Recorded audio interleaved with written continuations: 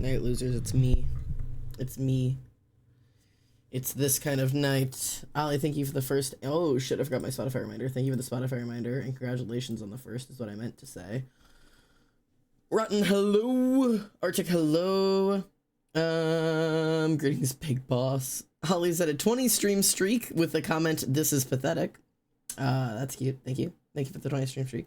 I've just realized I'm nearly at 30. Huge. Yippee. Hello, hello. Sammy, hello. How are we? How are we, my chatters? My chatters. My ladies. My wadies. I'm gonna be doing art today. There's really nothing else to summarize that. I'm just gonna chitter and do some art because we gotta get through these goddamn character reference sheets. We've got 2 or 3 months. We got 3 months. 3 months left until art fight. And I've got like 3 character reference sheets to go. We got to finish up Xander's. We got to kind of, I've started the poses for Jace. And we've got to do Embry's. Embry has not even been begun. I've not even touched Embry's. So we got some things to do. I will not be doing mine. Oh well, that is fair. We still got, like I said, it is not like it is not there's not too much time. There's literally 3 months to go still. Get flexed on a 50 stream streak. God damn. Hello everybody, my name is Emma Sander. Welcome home. That is so funny that you were able to redeem that on the same day that Ollie redeemed hers. That is such a wild flex. I can't fathom trying to do legitimate planned art. I have too many things. That is fair. You are in the middle of collage. So keep up, get your stuff done, survive the semester. Everything else comes later. Hi chatters, how are we? Adjusting my everything. The title of the stream is true. I slept on my dresser last night, and the proof is that the bed is still set up. That's where I slept last night. That's my dresser. I slept up there last night. So, BRB, I need to proofread some writing. Fair. Don't worry, guys. I'm on 2 stream streak. Fair. Why, says Sammy? It was storming last night, and it was nicer to lay on my dresser to like be able to look out the window and crack it open so I could like feel the breeze and like listen to the rain. And so I was just laying on my dresser, and then I was reading a book, and then I was watching Dropout TV, and then I was eating popcorn, and then I was having a tea, and then I was asleep. No, and then I had ice cream, and then I was asleep. So yes, the answer is autism, says Emily, and she's right. The answer was autism. I wanted to look at the lightning, and then I slept on my dresser. So that was my experience. I was doing that earlier, but I have to be so careful. What were you doing earlier? I'm probably ditching the interesting poses on my refs for the sake of laziness and clarity. Because my window's open, Steve shoots me. Oh, okay. You were enjoying with your window open specifically. I thought you meant sleeping on your dresser, and I was like, I mean, go off, girl. But yeah, that's fair. I am doing interesting poses for Art Fight this year, but that's because I've been working on them for the past like 9 months. And you all are gonna fret. You're all gonna freak out when I'm like, Art Fight's in 2 weeks, and everyone's gonna be like, I didn't start my references. You can't talk to me about it. I've been working on it for like 6 months. I've been warning you. So, yeah, that's my I've got tea today. I do not have coffee today. I'm drinking tea because I would rather have tea today. I heed your warning, and it does not matter. No, I know, Reese, Reese is a different situation. Arctic says the problem is that I did start. That's fair. And part of it, you also don't need to redo references every year. Like you don't need to, but my art style changes so drastically every year. And I swore, I spent months doing art references last year, and I was like, these are so detailed. I've never had this many art references before. I do not need to do these again. Like I'm done. And then this year rolled around, and I was like, God, these are all ugly. I gotta do these again. So I'm doing them all again, but I'm not. I mark my words. I'm not doing them again next year. I'm not. Because even if my art changes or improves, like these are still they're clear. There's multiple poses. There's multiple hairstyles. There's multiple angles. There's different outfits. Like, everything you can need are in these character references. Unless I redesign a character, I'm not doing that. Did I update Embry's thing? I might need to do more references for Embry if I want updates. Okay, hang on. Come with me. Let's go to the Artfight website. I have been updating as I go, and so if you'll see, my main interest characters are now all up. Oh wait, there you go. You can see it better there. My main interested characters are now all updated to their newest formats, and slowly but surely, there's like, I've been updating their thing. So this is the old bio, but I've been slowly but surely like updating bios. This is also the old one. Have I actually like updated anybody's yet, or am I just writing them still? There you go. Here is Kane's. Kane has the updated bio. So my updated bios have stats and traits, which is like description stuff, a quick story overview, defining traits about him, and then the you might see them if you need inspo. So there's like this little bottom section here is like, you might see them driving around in his van, in a dark party or a club, pole dancing, running from the cops, train hopping, riding a horse. Like, so I have a section now for if people are unsure, like there's access. Fake and stretch, yeah, this one. Yeah, look at my boy. He's fantastic. Big fan. Big fan. I love the stretch. I miss Fakin. So characters are slowly but surely updating. So updated so far is Azazel, Sawyer, Kane, Genesis, Myra, Brianna. Oh, I didn't upload Zadkills. Zadkills is done, but it's not uploaded, it looks like. Yeah, it's done, it's just not uploaded. So I will upload Zadkills. I just finished Othello's, so his is not uploaded yet. I just finished it yesterday, so I will upload that. XR is not getting anything new because she's got everything she needs for the year. She's got all 6 images, and I don't need a new character reference sheet for her yet because she's fairly simple. Xander's is updated without his new character reference sheet. I'm gonna have to get rid of reference. I hate that you can only have 6. So I'm gonna have to get rid of reference. I think I'm gonna get rid of this one. Because it's not my style, even though it's like a really fun Xander drawing, or I was gonna get rid of this one, but this one is my style and it has the girls in it. So I'm either gonna get rid of this one or this one, because this is the only thing I have of him like in the pre anything era. Obviously I've got the death pose, I've got his previous character sheet, and then I've got the most recent this. So I'm gonna strip either this one or this one out, or maybe I can get rid of this one. I don't know. This isn't a very good reference sheet either. I'm gonna get rid of one of the bottom 3 and replace it with his character reference sheet, which is what we're drawing today. Embry, my dear friend, has this little major character design changes have happened. Old attacks no longer match. Warning I've put at the bottom. And I have removed all of his, Jesus Christ, all of their previous references, because having the character go through a major change means I needed like major updates. Don't get rid of Pit. Okay, I'll keep Pit. So now the only ones I have are their actual character reference sheet. I have the quick sketches I did of them as I was trying to figure out their new style, and I've got them and Jace making out. So this is I don't know, man. Like, I don't have, this is what I've got. So I gotta get some more of that going. I gotta get some more drawings going. But yeah, that's kind of the situation. I need to update my characters. This will also be updated. This is gonna get taken down. The new drawing will go up. Obviously this was Team Fossils, so it's gotta get updated anyways. Yes, you should upload Playboy Bunny Lunch and Artfight. I think that would be right. I might update my OC quiz. I might like go around, play around with it, update it for the new year, so that if you took it last year, you can take it again this year. Why did my music pause? Hello? Oh, well, it's fine now. I need to put like a new thing here. Eventually I've got to redesign this. I think I don't know how, but I'm gonna have to eventually redesign this. But yeah, Other than that, and then obviously we'll have to update the style for the new year. I need to add another character to even out my numbers since adding Orin, but I just don't know who.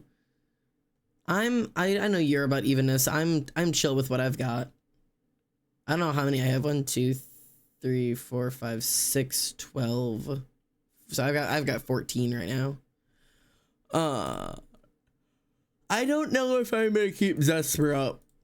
Also, all 3 of Zesper's images are the same drawing because I've literally only ever drawn him once, and I don't want to keep him up. But he's the only fursona I have, and like I feel bad when I draw somebody and they're looking for a furry to draw and I have no furries. But I have Embry now, which isn't a furry, but it's like almost a furry. It's not really, but it's like animalistic if that's what you're looking for. You know? That might be the best I have. Like, cause like it's not humanistic face, but this is like an actual animal. But like the Zesper drawings are cute, but I just don't care. Just say Ember's my fursona. Well, hang on now.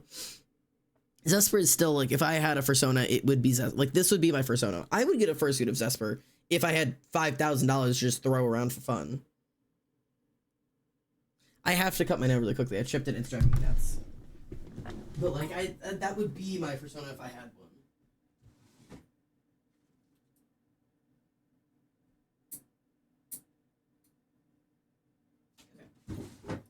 Sorry, I was gonna chew off my entire thumbnail if I didn't just clip it. That's my bad habit. Yeah. I still remember the clearly NSFW only furry artist that attacked me for some reason. Yeah, I have no idea. I opened their characters and I lost my mind. I remember. I still remember the. Oh no, Ollie was saying my fursona is just literally a regular deer. Mine is you gotta say though. This if I had a fursona, it would look like this. Like I would under no circumstances manage to be some kind of normal animal. I would just be a fucking wild ass thing. Just because this is who I am.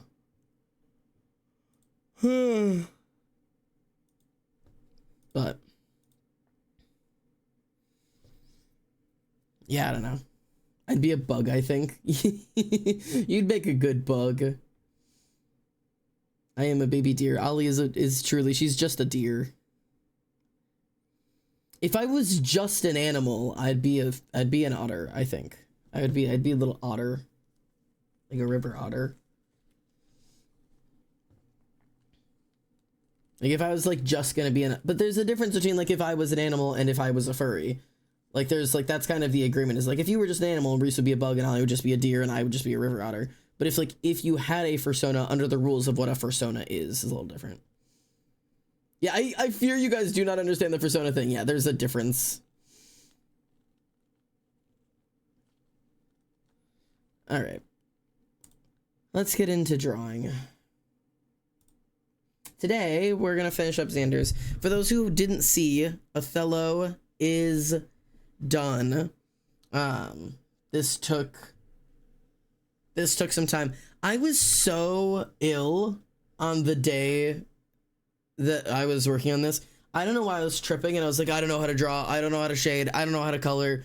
I woke up the next day and I was like, this looks fucking fine. Like I was doing fine, but like, it just like, I was just tweaking.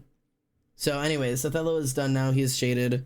It is hard to tell on the screen. I sometimes like, if I'm looking over here a lot, that's where chat is, but it's also where I see my own screen to see how it looks for you guys. So I know like to like zoom in to show you the actual details. So he's all colored in and everything. He's very pretty. Pretty boy. This is so good. Pretty boy. So yeah, he's been completed. Outing herself as a furry. There's so leader of the furry council over here. Emily's getting flamed for saying that you guys don't understand how furries work. Emily's getting roasted alive. Xander, I'm getting bullied up. Help. I'm sorry. It's okay. It's okay. I got you. Who do I need to ban? I'm on it. I've got guns drawn. What can I do? Emily, listen, it's okay if you're a furry. You did like if you want to be the furry police, you know, just Don't let the other kids bully you out of it. You're gonna do great. Just tell them, show them you don't care. Show them it doesn't bother you. My fursona is being discriminated against because it's simply a baby deer. I think it's just funny that it's like that is not what a fursona is, and we were discussing the differences. But I don't care because you don't have a fursona because you're not a furry. I only have one because my chat told me to design one. Like that's what I did. I designed it. Yeah, I have to work on this guy now. This is some of my favorite Xander drawings I've ever done, which makes me really happy. I feel like you never assume I am also joking. No, I'm on your side here. Not on your side, but I'm aware that everybody in the audience is currently joking. I'm aware that nobody is mad. I've legitimately tried to think about designing a persona and just cannot conceptualize what it would be. Okay, Reese is hey, all right. I know you. If you guys are watching, furries in the chat to the front, please. Furries, if you're a furry watcher in the chat to the front, please. Please report for duty. I know you fuckers are out there. How do furries decide on their personas? Is it just a vibe? Is it a favorite animal? Is it like a behavior-based thing? Is it just whatever you think looks cool? Like, is it like in Witchcraft where you have to be given your first like tarot deck? Do you have to be given your first like animal? All of the above, says the furries in house. Because I feel like I feel like there's like different answers for everybody. Like some people just pick like or dog or cat and then go that. This has been so remarkably unhelpful. Reese, I'm trying to think of like, I can't decide like aesthetic wise or like action wise or what, like how, I don't know. All right, furries in the house. What animal is Reese?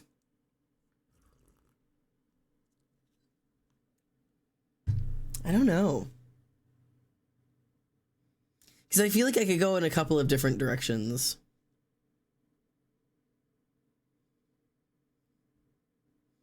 Is this going to be my activity for the night? If your activity isn't planes. You've got to pick your starter sona, which is usually a wolf.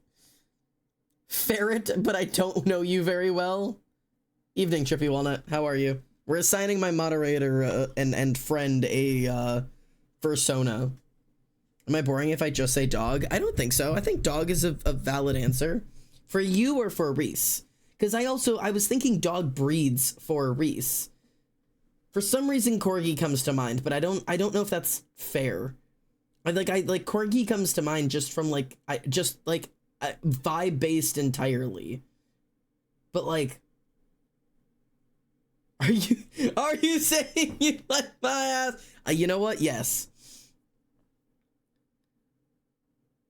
We're resurrecting old categorizations. Oh yeah, we're back to that. We have given each other dogs before. What did we decide Reese was? I don't remember anymore. I'm a white house cat with black hair. Cool. Apparently, I'm a dragon possum, is what I decided once upon a time. I think it was like an Aussie. Yeah, no, Aussies also check out for you. I could see an Aussie. Yeah, some kind of like, honestly, I could see you just being like a Labrador Retriever. I think you would fuck as a Labrador Retriever. Like, just like one of like a duck hunting dog. Like, you would just be, what's the one you talk, what is it called? It's a duck hunting dog. I don't remember. There's a type of dog. I don't know. You'd be great at hunting ducks. Yes, you would be a Chesapeake Bay Retriever. You would be Juniper. I'm sorry. You would be Juniper. Your persona is your dog. It's Juniper.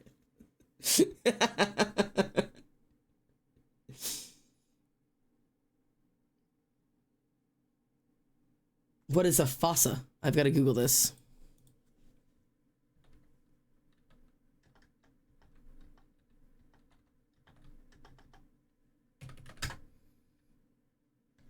Oh, that little thing. I've seen fossils before.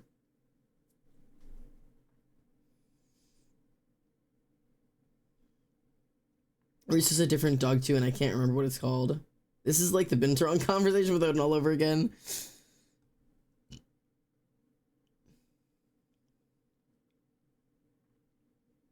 It's pronounced Fusa.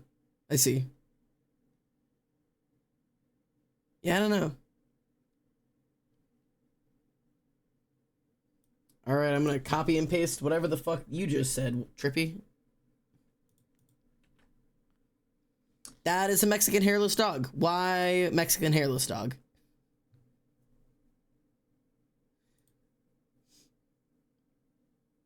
I am not a Zolo, please. Linsangs?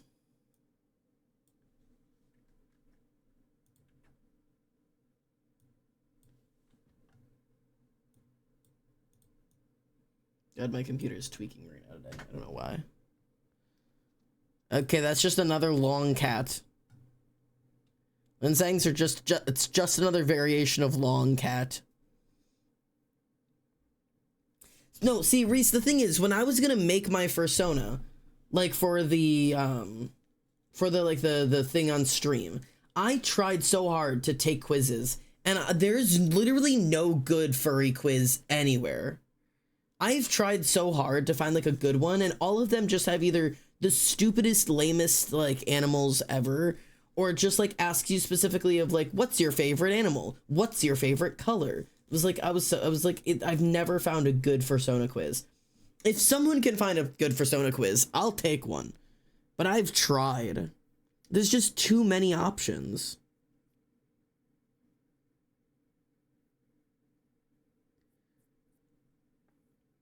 Maybe we should like break it down by order of animal. Like, are you like what are like the different like families of animal? Are you a canine?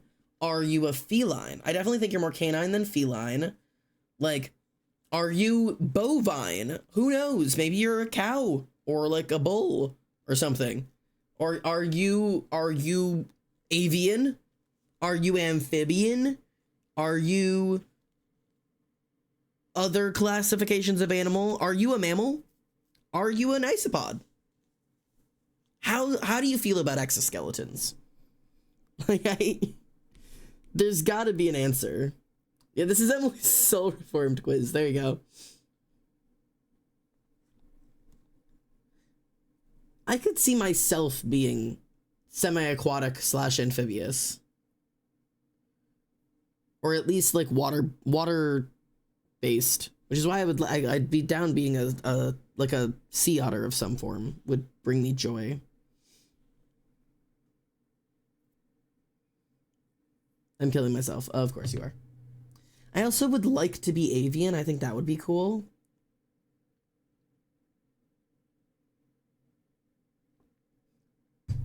I found a Reddit quiz. The second question was, how do you find a mate? And one of the answers was, I mate with the most sexually appealing animal. This is why I don't do this shit. That is an unfair characterization of all furries. You're on Reddit.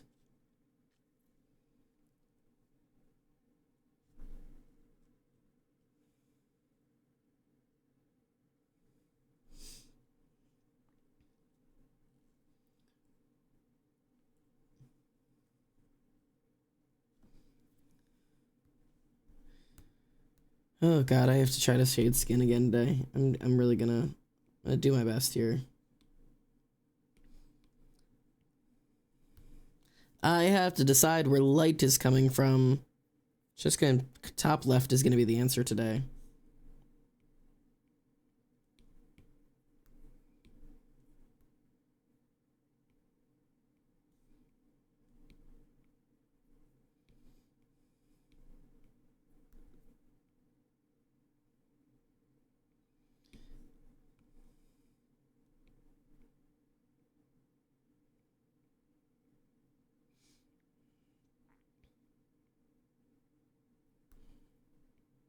Did I not lock this? No, I did.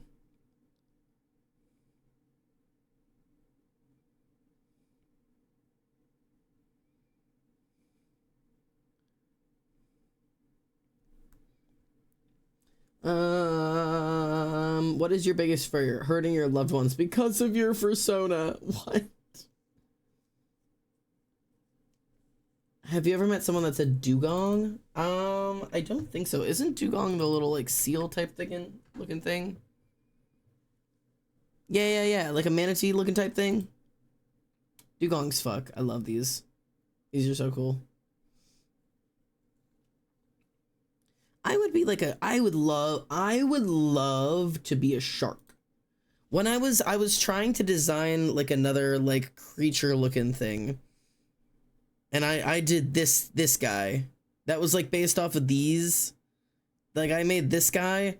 I would love this to be a persona that I could design.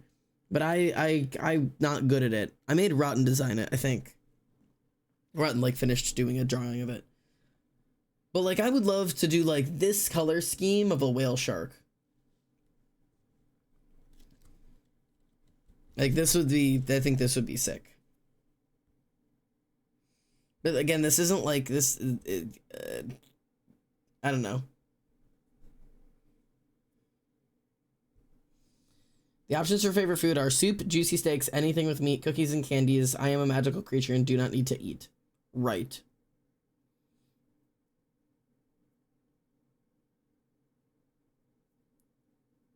Yeah, I couldn't tell you, man. Best of luck.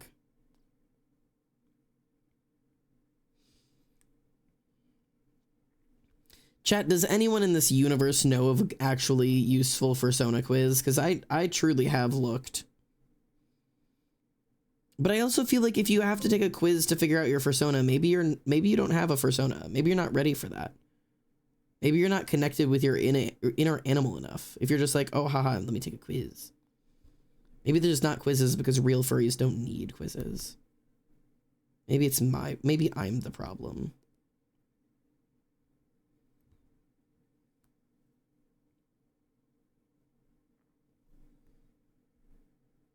The only shark scaly I met was obsessed with the double calcification. It was creepy. Yeah, I think sharks are really cool, but I don't know how shark personas would work. Like I think they're a cool concept. Cause I'd love to be like a whale shark persona, but like there's like it's messy to like try to design and like wear. Again, not that it matters because I would never actually end up wearing it. It's not like I'm not a furry, so I'm not going to furcons. So I guess I could design my persona as fucking wild as I want because I'm never actually gonna wear it. I feel like I've got some win there as a non-furry. I could design my persona as whack as possible. It doesn't matter. How would you talk to your friends? I speak. Howling sounds fun. Howling sounds fun. I bark and telepathy. What fucking persona would that be? I'm gonna guess like unicorn.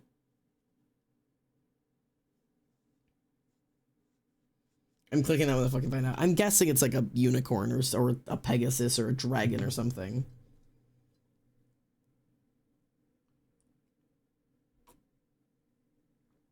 All right, fuck it. I'm gonna see if I can find any furry quiz anywhere.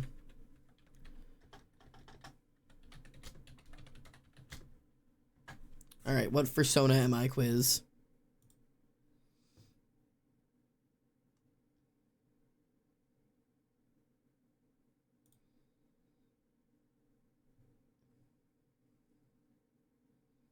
Okay, fuck it. I'm gonna take a stupid furry quiz. All right. this is just the first one that came up.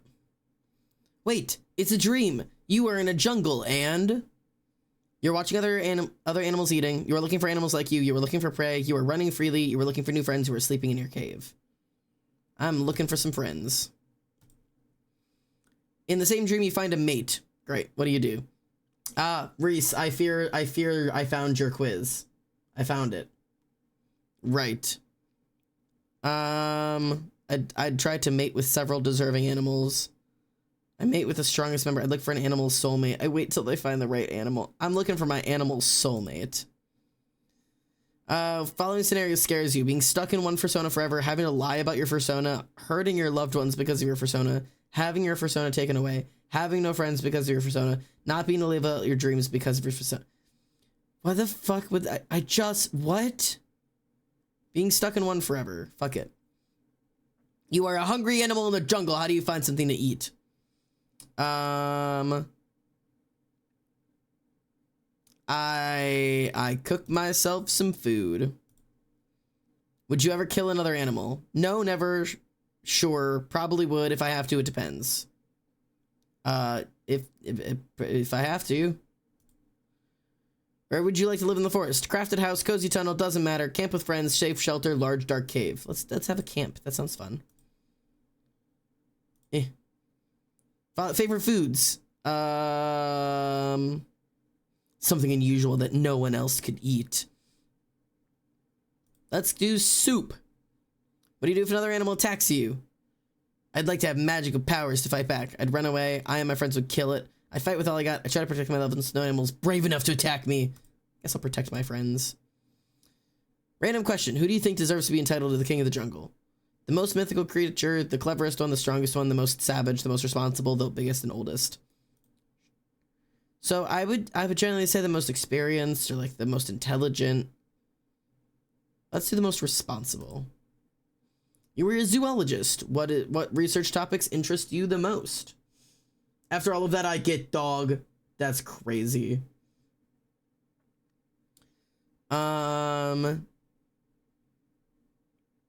Let's breed a completely new creature. That's cool. Well, how would you like to communicate? Howling sounds fun. Actually, fuck it. Barking sounds fun. Let's bark. What do you think about being someone else's pet? All of these are bad except for one. It's shameful. I don't like it. It's stupid. It's for the weak. I think it's ridiculous. It could be fun. There is not a single positive, like, I would love to. It's just shameful. Don't like it. Stupid, weak, ridiculous. Could be fun. Fuck it. I'm gonna get dogged because of that. What do you think about the idea of having a pet? I'm not a babysitter. Would you like to have a persona that has a unique weapon? Weapon? I am the weapon. Fuck it. Choose one of the following words that makes you feel good. Adventure, sex, blood, battle, love, wisdom. Lame. Which claims that you can live as your persona forever with a unique spell, but you will lose your human form. What do you say? No, I'm good. I'm gonna say, yeah, no, I'm fine like this. You hear a girl screaming in the jungle. What do? I run to help. I hide. Sounds like I don't need to look for dinner. I attack her. I go get some up. It's not my business. I hate whoever made this quiz. How old is your persona? Same age as me? Choose a quote that feels related. You feel related to the most.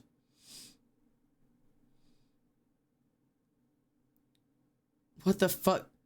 You should try something new each day or go home. You're either special or stupid enough to remain normal. You should either be the strongest or be a loser for the rest of your life. Did a fucking 6-year-old make this quiz? You're either special or you're stupid enough to be normal. Finally, how easy is it for you to trust people?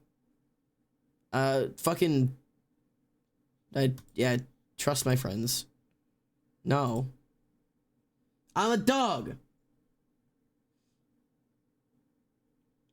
That's the worst quiz I've ever taken. I've literally never taken a worse quiz.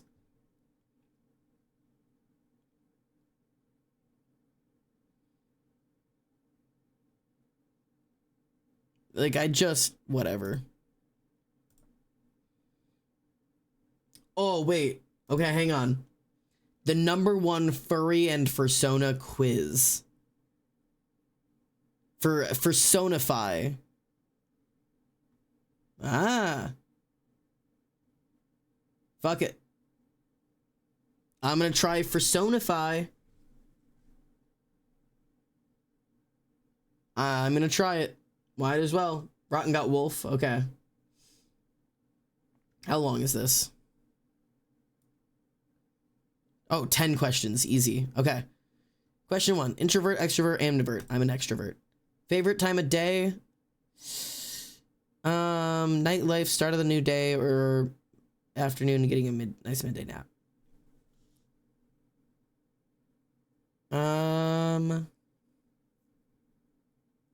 So I'm kind of stuck being a night owl, but I genuinely prefer early mornings. So I'm gonna say lark. What word best describes you? Bold, witty, or caring? I'm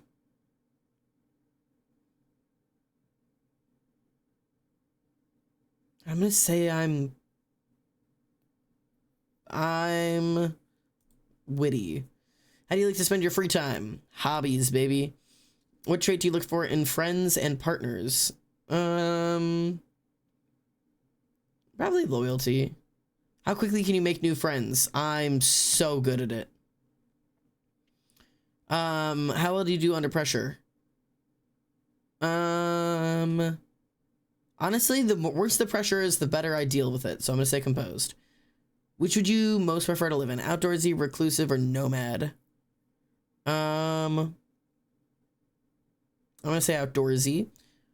What do you like to eat the most? Health nut, foodie, or balanced? Bro, I fucking love food. In a group project, what role do you prefer to take? Leader, worker, slacker?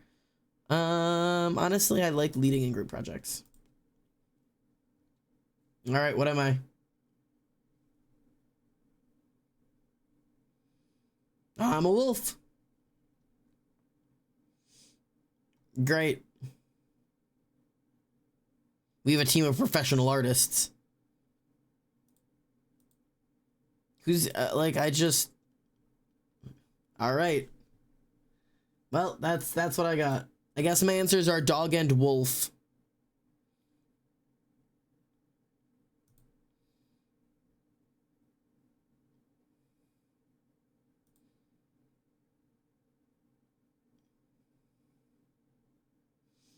I was gonna see how many questions this one has.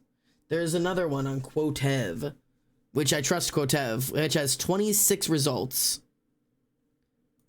This one says, "His test is pretty long and has many in-depth questions. Expect to take 4 to 8 minutes." We'll see if that works. Oh yeah, we're on just chatting. Thank you, friend.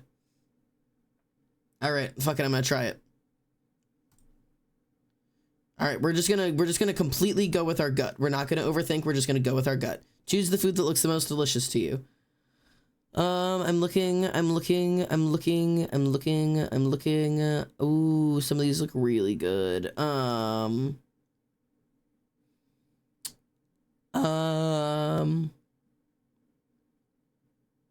Teebs, we're going with this. What season is your favorite? Spring, generally. Pick a few words to describe yourself. Multiple choice, max pick 3. Oh my god. I'm edgy and goth. No.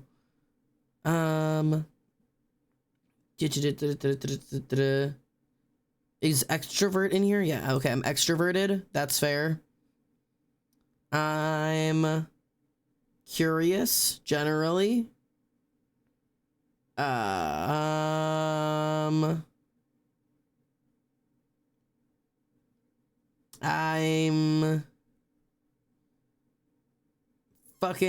gonna call myself insightful. It's probably a little cringy, but I'll do it.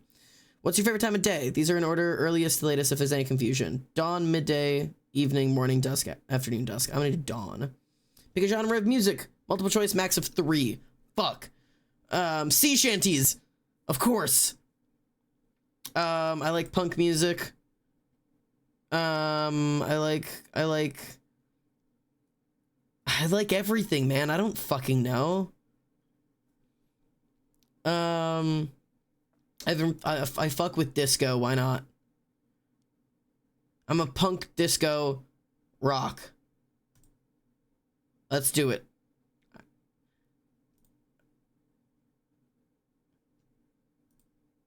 I'm gonna mix it up. Let's do indie. Indie punk rock. There you go. There's my life. Indie punk rock. They have sea shanty, but not folk. My go-to genre is exactly what I just clicked. Indie punk rock. Like, that is like my go-to genre. Do you prefer being or working in a group or doing things on your own? Groups, baby. Groups. Pick a weapon. Brass knuckles, poison, a shield, a staff, a frying pan, a rose, a gun with a silencer and also a knife, a flamethrower, a cherry bomb, Nerf guns, some kind of fucking bone whip, a crystal ball, a pin that is also a knife, a pair of scissors, a rapier, a scythe, a bat covered in spikes, a great sword, a bear trap, a fancy little dagger, a big ass hammer, a trident, blood blade, a bow and arrow, another pistol, or a pair of spiky gloves. And nowhere in here do we have axe. My answer would be axe, just to be clear. Just, you got bear trap, but you don't have axe. You got scissors. You got frying pan. Really? Okay, I'm gonna go with big ass hammer. Pick a trinket. All right, a very cute little Tamagotchi. These are very cute. Little soot sprites. Those are cute. Little glass potion bottles. That, oh, look at that little guy. Oh, there's so many really pretty trinkets, but I love that little guy. No, fuck it. I want the little guy. I'm going with my heart. What's your moral alignment? Generally, I kind of conduct myself in a lawful good way, but not in like the religious way. So I would probably say I'm a neutral good. Like, or neutral good. I'm a,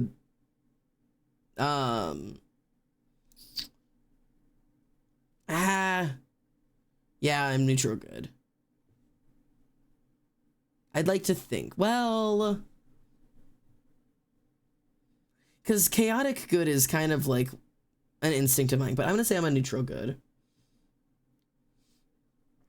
I did neutral good. Yeah, I feel like I'm a neutral good. Pick a color palette. Okay, we're just going purely off of vibes here, baby. Oh, good color palette. What is your favorite holiday? New Year's, Halloween, Thanksgiving, all exclamation point, none. Winter holidays, Valentine's Day, St. Patrick's Day, Easter, or April Fools. I fucking love New Year's. Choose an outfit. If these aren't any you'd wear, choose the one you think the most look interesting. Okay, so we've got a couple of here. That's just a peacock. This is my instinct so far. There's a lot going on in some of these. Ooh, I fucks with this. That might be my answer. I could just be a knight. I'm gonna go with this.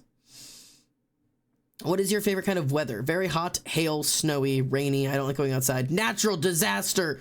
Stormy, sunny, overcast, windy, foggy, partially cloudy, very cold. I love storms. What would you say? You're more creative or logical?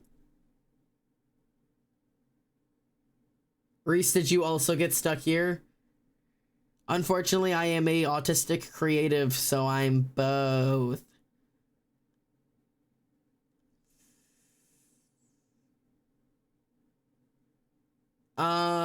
Okay. I think we're talking problem solving.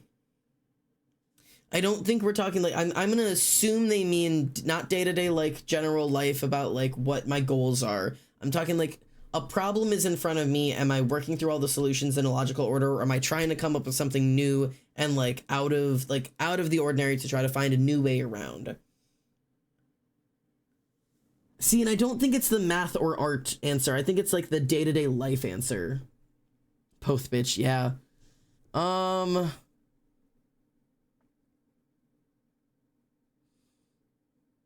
God, I truly don't know.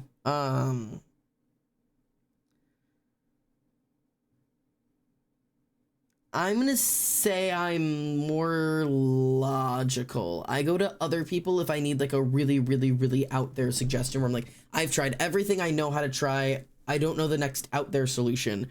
I'm not the person who comes up with it, so I'm gonna do logical. I go to, like, I used to go to Rumi, I used to go to Lexi, I sometimes go to Emily when I'm looking for like a really out there, I haven't thought of this yet solution. Pick an aesthetic. We're moving on. Dark Coquette, Chrome Core, which is sick as fuck. Diner, Cyberpunk, Goblin Core, Gothic, Kid Core, Fairy Grunge, Steampunk, Delicate, Sweet, Punk, Psychedelica, Cottagecore, Yaru, Princess, Femme Fatale, Tropical, Fruit Guerrero, Royal Core, Bohemian, Cluttercore, Spirit Core, Rococo, Low Poly, Monster Core, or Peachy. Well, I fuck with Bohemian in terms of houses, but I fuck with Punk in terms of general life. But I also fuck with Diner, just in general.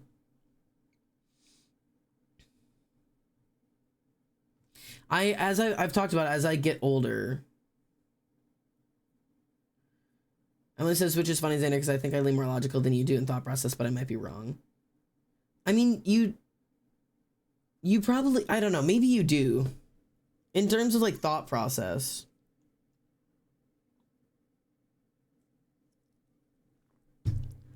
I'm really between, so like Punk used to be like without a second thought.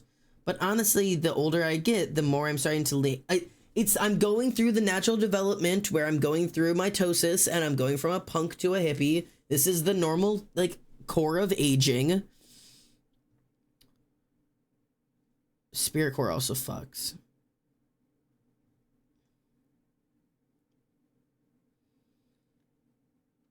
I'm gonna say Bohemian. Pick an element. Water. Oh my god, I'm a griffin! I'm thinking!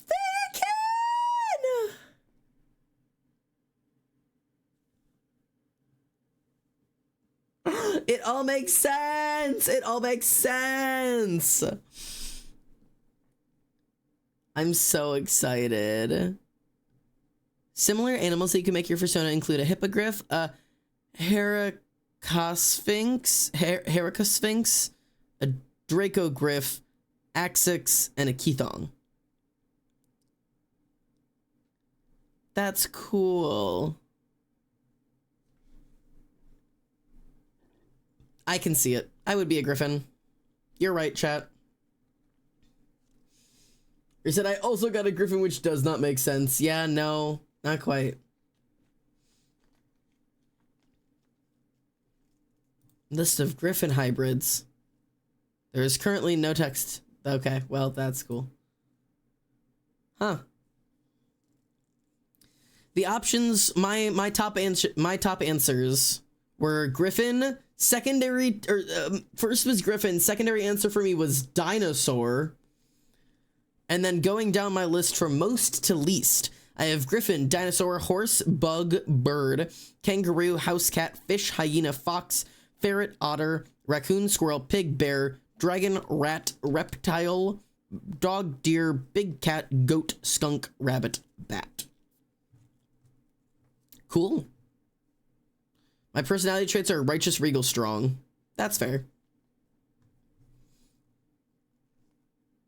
How rare is griffin? It's pretty far down there.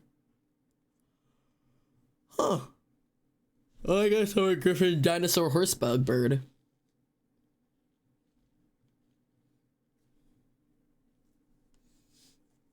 Well, now that we know that, back to doing that thing I was supposed to be doing.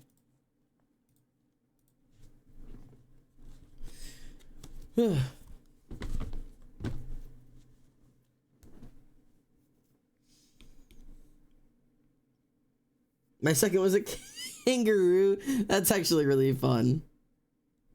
I can see you being a kangaroo, like a kangaroo furry. Something about that makes me giggle. Griffin, kangaroo, bug. Thank God. Chat, I'll need somebody to draw me as a griffin stat.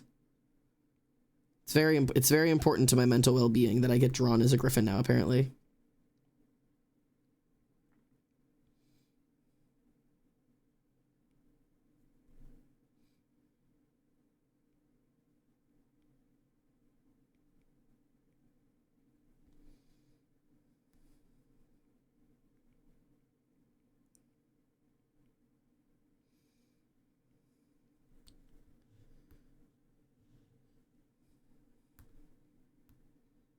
Fish was an option. I suppose it was. Reese, do you want to be a fish? You can make a fish furry? Yeah, of course. I was talking about the fursona that I was like half designing that was a whale shark. You can just be a fish. You look up, there's like goldfish fursonas. Like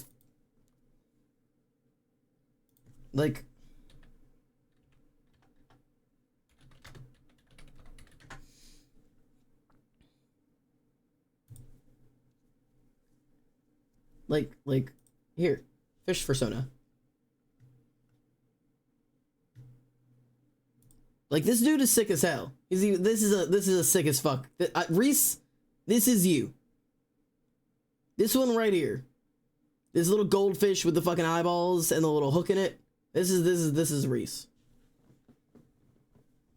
Like, there it is. I figured it out.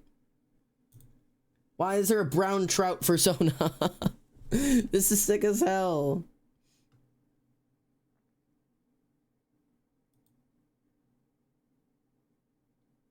Like, these are sick.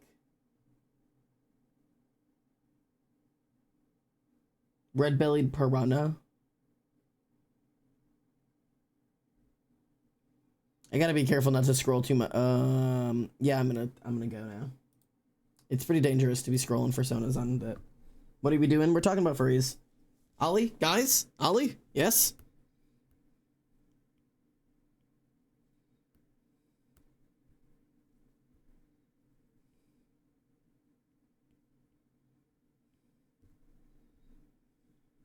Spamming memes? I'm coming. Did you get deer? Oh my god, you did! You actually did! Wait. It has been fucking decided you are a deer. Look at that one, is so pretty. That's so pretty. I have never disagreed with the fact that your fursona would be like a doe. Like, for sure. I can absolutely see that. Maybe I'm just a Playboy bunny. That could be a fursona. What if you were a fish in a Playboy bunny outfit? Reese, I'm commissioning you a goldfish in a Playboy bunny outfit. Polite little boy did his taxes and is very overwhelmed and could not get the treat he wanted. Aww, I wish. I'm sorry. If I could give you a treat, I would. Now we're on to something.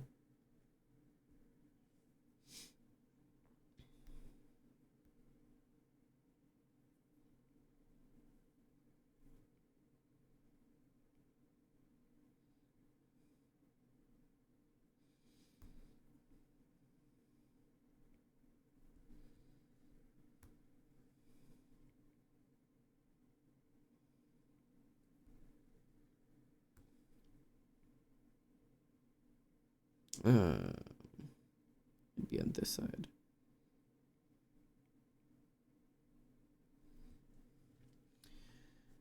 Wait, what's that test? I'm already a weird dog, but I just googled furry test.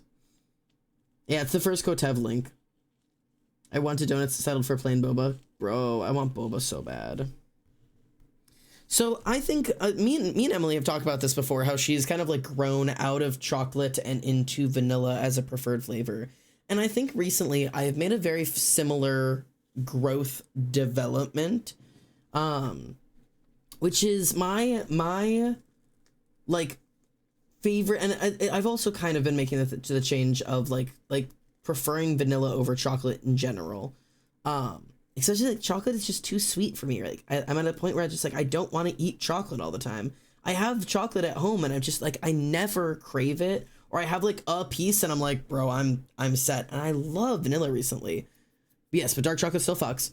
But like, I normally for my jinx, like I get coffee, I get like mocha, and I make my coffee with hot chocolate and I get mocha everything.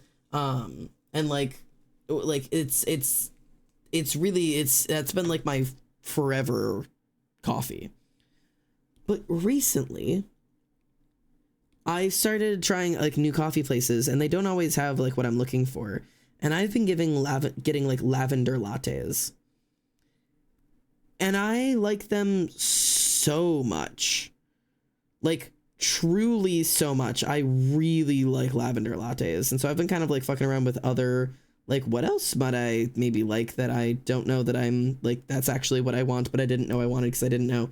And I went to Big B's for coffee this morning because I did not have time to make coffee. Listen, dude, I woke up on my fucking dresser. Okay, like it's been a long day. Like I'm tired. So I went to Big B's for coffee this morning. And they used to have lavender lattes. And they don't anymore because apparently it's not spring anymore. And I fucking love lavender lattes, but they don't have them. So I got the next best thing, which was a honey vanilla cinnamon latte. I don't think I'll ever get a mocha from there again. It was so good. And it's just... Spring just got here. I know. But like, I don't know. They had lavender lattes for like 3 months and now they don't. So I don't know what to tell you. Time to make some tea. I am currently sipping on a tea. I'm sipping on like a black lemon tea right now. Good stuff. Oh my god, it's Friday. Oh, I'm so glad I don't have to get up tomorrow. I'm suddenly so excited that it's Friday. Bro. Huge win.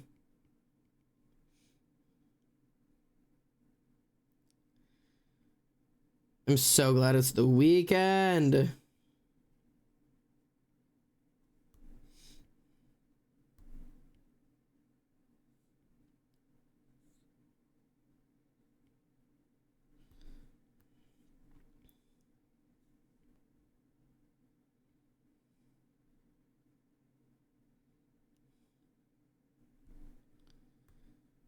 I have no idea what I'm doing right now with Sander. I'm just kind of putting colors down again.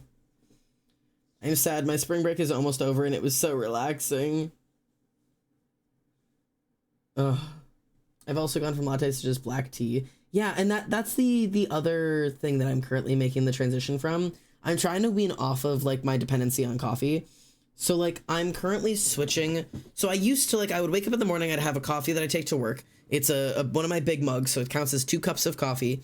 And I would drink that at work, and then I'd come home, and if it was a stream night, I would make myself another big cup of coffee, which is another 2 cups. So on stream days, I was having 4 cups of coffee in a day. Otherwise, I was having 2 cups of coffee every day.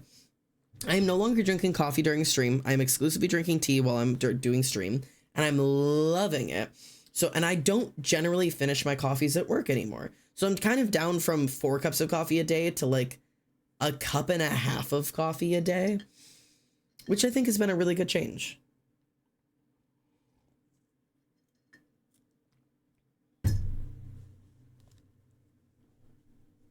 This song is here. That's not that much. It's not, but I definitely was unhealthily dependent on caffeine, and to some degree I still am. And so I kind of come and go. Sorry, my liked playlist is just playing. I can skip it if you want. I really like this song, but I can skip it. What was I saying? Coffee? Something? Oh, my... You want me to skip it? There. Oh, I don't want that. And the sweeteners of crap are so awful for you, so black tea just fucks in every way. The thing is, I like my stuff, I still like my stuff sweet. So, like, yes, I'm having black tea. I do put a little bit of sugar in it, and then I put honey, and, like, that's it. Like, so I'm still sweetening it a little bit, like, it's not just straight black tea. And I think eventually I probably won't need sugar. I will just get used to tea and honey. In which case, that I feel like that'll be even better. But like I do put like I put one of those little like pink sweetener packets. I'm saying like the fake vanilla bean syrup crepe. Yeah, that's fair. Like that's like my like at home stuff.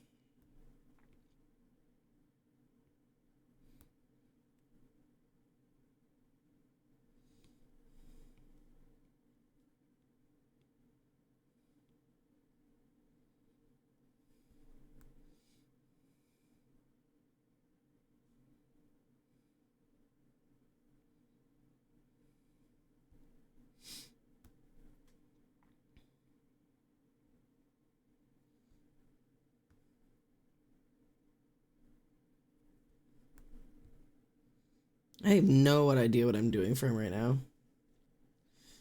Currently make a nice big mug with a chai bag and a vanilla black tea bag. We'll add a splash of milk. I need to find more teas that I can put milk in because I really enjoy having milk and tea. And I really liked having that milk tea that you got from the Ren Fair. But all of the tea, like the herbal teas that I get from Phase, I cannot. You say you can put milk in any tea you want. You can't. You can't. Because the teas I get from Faye are too high acidity and will curdle any milk I put into it. I have tried several times, and I'm not wasting any more tea learning my lesson over and over again.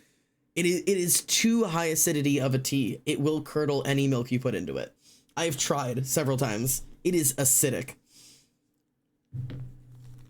Which doesn't make sense because you can put milk in like a lemon tea, can't you? I don't know what it is with like the loose leaf herbal teas I do. Like berry teas are, but actually no, there is a berry tea that I've had that was like quite good with tea, but there was only one that I got that didn't curdle. I'm in Ireland now, had to relearn my tea game. No, genuinely. That sounds like a tea game that has to be learned.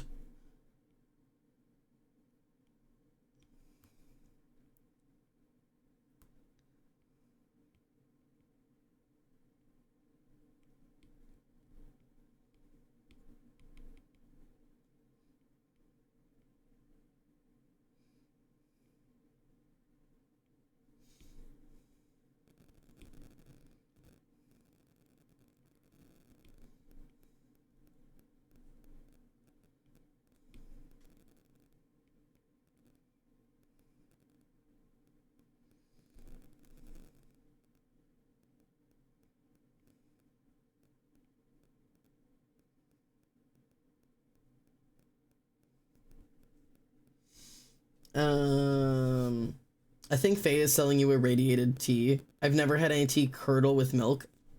I looked it up and it said it was very normal. Like I looked up like can tea curdle milk, and the answer is the high acidity teas can curdle milk.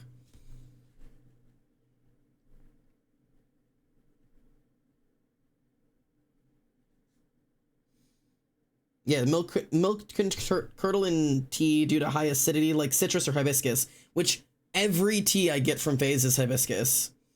Or extreme heat, or if the milk is already starting to spoil, which is a different thing, obviously.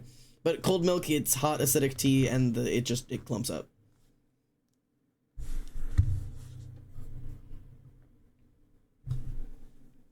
I also usually drink black and Earl Greys, and I don't drink a lot of fruity teas. Yeah, and it's shit like hibiscus that does it for you.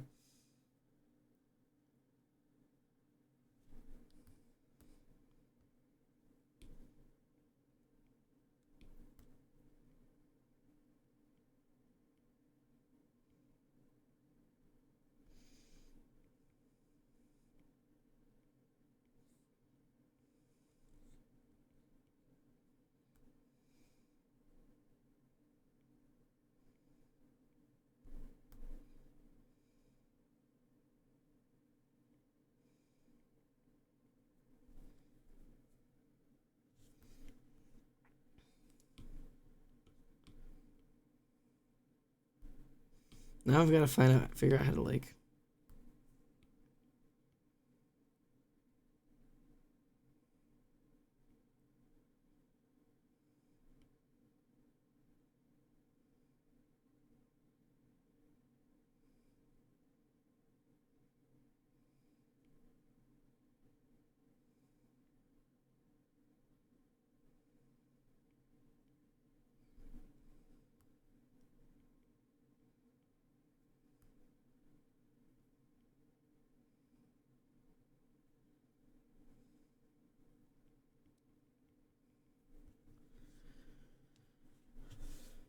No, I don't drink Twinings usually.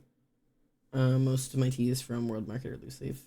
Hibiscus and rose hips will always curdle. I know it sucks, but I love hibiscus tea. If I have a good rose hip tea, I don't ever make it into a latte. Is where I think where I differ. Milk is for black and black adjacent tea and chai. I was just, the thing is, I'm not like tea intelligent. I'm not cultured. I don't know anything about this. So when I was getting into the tea world, the answer was just explore, put things in things and see what tastes good. And that's what I was doing, is like, I was like, oh, I had that one milk tea that you got from the Ren Fair. I really liked that. Put a little milk in it, really enjoyed it. So then I got a new tea and I was like, I would like to experiment. I would like to see if I like this without anything. Do I like it with sweetener? Do I like it with milk? Oh, it curdled. Cannot have it with milk. Do I like it with honey? Like, and that's just been like my game that I've been playing for the past couple of like months, is like I get new flavors of tea and then I go, do I like it plain? Do I like it with honey? Do I like it with sugar? Do I like it with milk? And it curdled. Like, that's just kind of been my cycle recently. And I have found lots of teas that I like in different variations of flavorings, some without any flavorings at all, some with, most of them with honey. I put honey in just fucking everything. Honest to God, honey belongs in every tea I've ever had. Honey makes life good. So I've just been screwing around because I honest to God, I don't know anything. My boss is really well versed in teas and drinks and stuff, and I told her I was like trying new teas and she's like, have you tried this and this and this, and if you've done this, and she started listing things. I was like, babe, I'm gonna stop you. I don't know what the fuck you're talking about. I have no idea. I'm just trying new things. You gotta give me some time before you start trying to hurl new things at me. Thank you, Ollie, for getting us back over to art. I don't tend to put milk in herbal, just my black tea. Gunpowder green tea makes me happy. I have oat milky tea and hot cross buns. Oh, bro. Me finding out hot cross buns were real changed the game. You go off the deep end and you start to get artisan honeys. Honestly, I would fuck with an artisan honey. I would fuck with an artisan honey for real, though. I love honey. Anybody else used to eat those honey sticks? Ugh. So good. Feeling like a boomer at Starbucks right now. I'm sorry. You should try Rubos. I have Rubos in there's one of the teas I got from Faye's cabinet. I've tried. I've not done with nutmeg in anything. There's some artisan honeys at the Troy Farmers Market. I can get some for you. I would fuck that up. I would totally try it. I just like coffee. I also only liked coffee until like maybe a year or two ago. I only drank coffee. Only. I hated tea until I was like 24 or 25. And then I was like, hang on. Some of these are okay. And now I've fallen down a hole.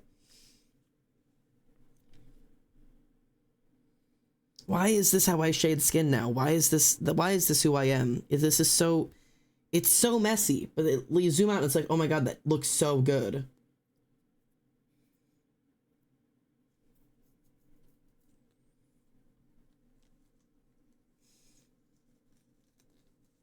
I love me a good Rooibos. Yeah, I've had 2 or 3 teas I've tried from Faze that have Rooibos in it.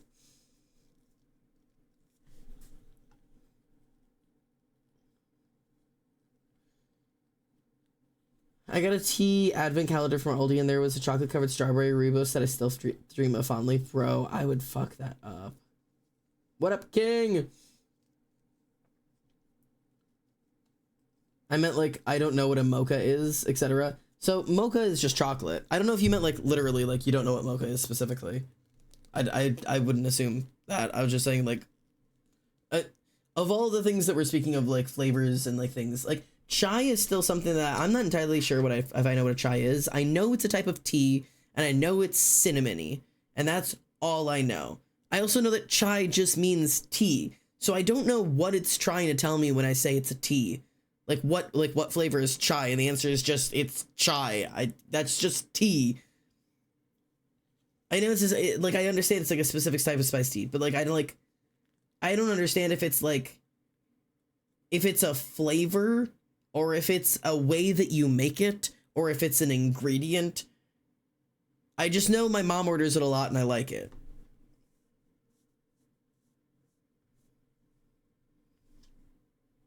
Mostly nutmeg, cardamom, and ginger, not cinnamon. Understood. I don't know why I associate it heavily with cinnamon. Maybe it's nutmeg that I'm tasting and calling cinnamon. I almost never am having nutmeg if I'm not having cinnamon. So I kind of, I put those things together.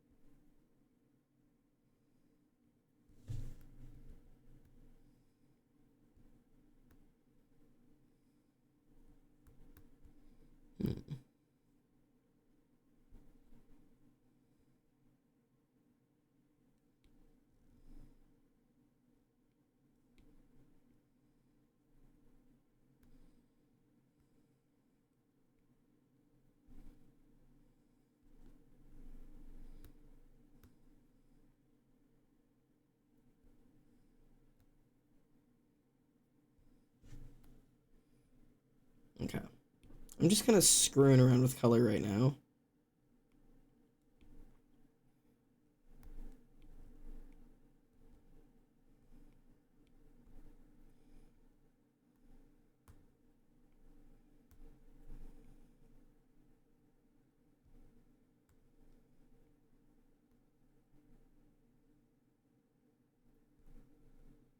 Okay. Just kind of screwing around with color right now. I don't know, man.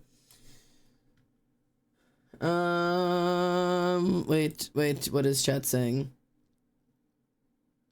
Chai is very similar to that specific spice blend and will taste pretty similar every time. Huh, okay. Spiced gingerbread cookies around Christmas time. Chat, what do I say for this quiz if I like rain and sun equally? Gotta pick. What should I draw? Lore art. The spice is regional. Sometimes I also use black pepper. Huh. What scene? Xander and Tara in the bunk bed. I'm listening to Kendrick. Hi, buddy. Yeah, he's there. Well, okay. Wait, I need to find my pen. 2 a.m. I should sleep. Sleep well, Trippy. Have a great stream. Thank you. Oh, Reese is tripping because she sneezed. God, this is... Look at this coloring!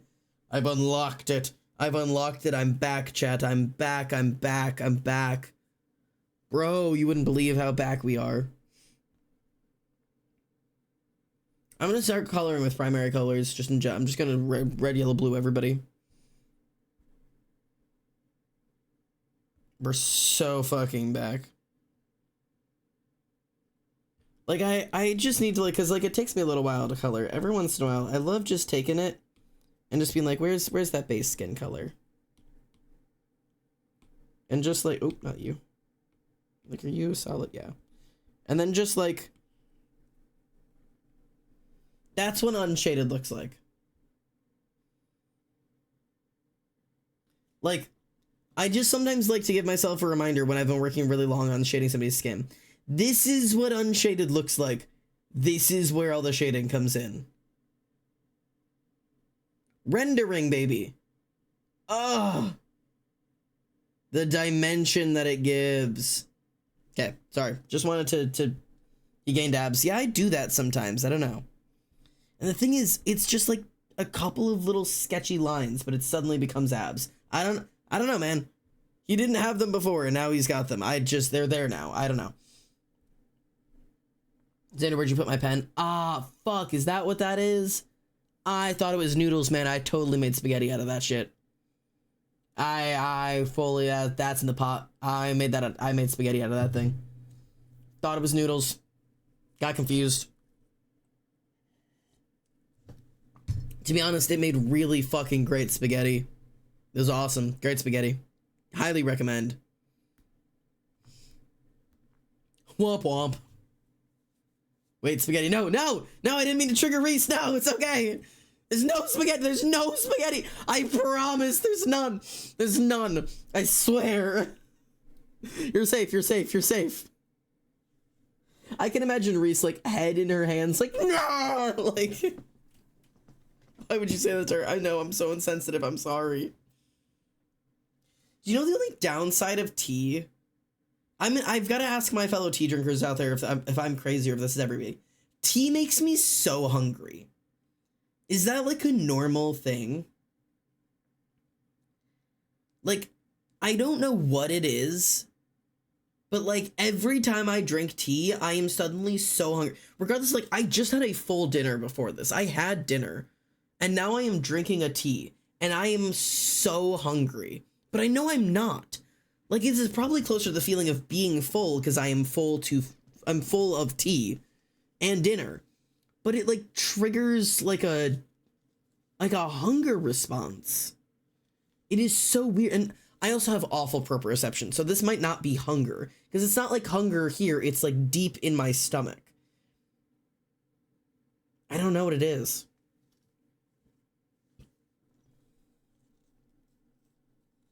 Google AI says yes. Is that yes, it's normal to make me be hungry? Rapidly speeds up digestion, which causes hunger pangs that are not real. Oh. That actually would make sense. Okay, weird. Well, that's like both really convenient that it speeds up digestion and really inconvenient that it makes you feel hungry again, even though you're not. So having a cup of tea after a meal then would be like a fairly good practice to have if you want to like aid in digestion. Interesting. The thing is, I feel pretentious because I feel like I'm like, oh, well, now I'm eating tea. Like it's so much better for my body. I drink tea at the speed of 1 sip per millennia, so I don't really have that. No, I'm so slow with drinking tea. But like, I've been live for an hour and 20 minutes, and I've drank about this much tea in the past hour and a half. So I still have all this left to go, but I've drank about that much in the past hour and a half. Tea and digestives. Fuck, you've activated the British. God, tea is so good for you. I wish I liked it even slightly. It tastes so mid. I also thought it tasted mid, but I've also like I had to try a lot of teas to find a tea I liked. And I also like I've still to this day have not found a tea that I like without some form of additive to it. And tea probably isn't as good for me as I think I'm like, oh my god, I'm drinking tea. I'm being so good right now instead of having a coffee. But again, I'm having like a lemon black tea with like a sugar and a bunch of honey in it. Is that still better than a cup of coffee?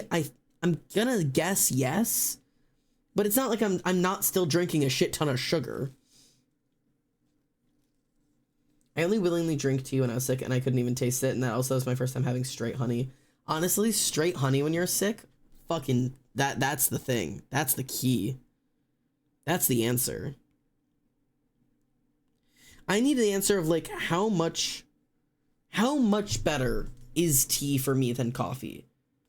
Because I think I could be convinced to drop coffee altogether if I found enough teas that I like and like mixed it up.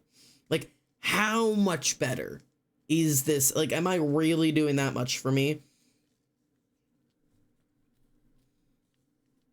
New Zealand flag has a little British flag. Am I also evil or am I saved? How much British in me is too much? You're permitted a small amount.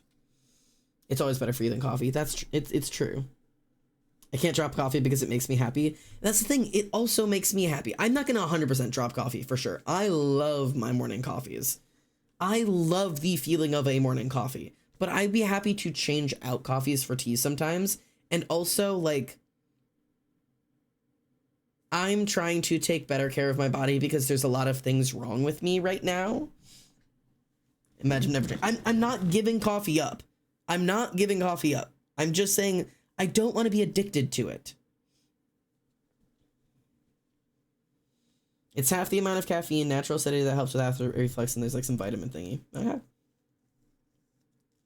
I feel like I am unremarkable. Emily says, I feel like I am remarkably unhealthy, but at least I'm not addicted to caffeine. That's the only thing I have going for me. But that's fair.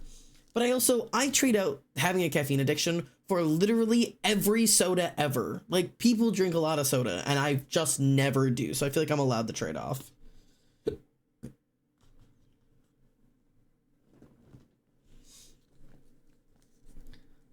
Coming for me right now.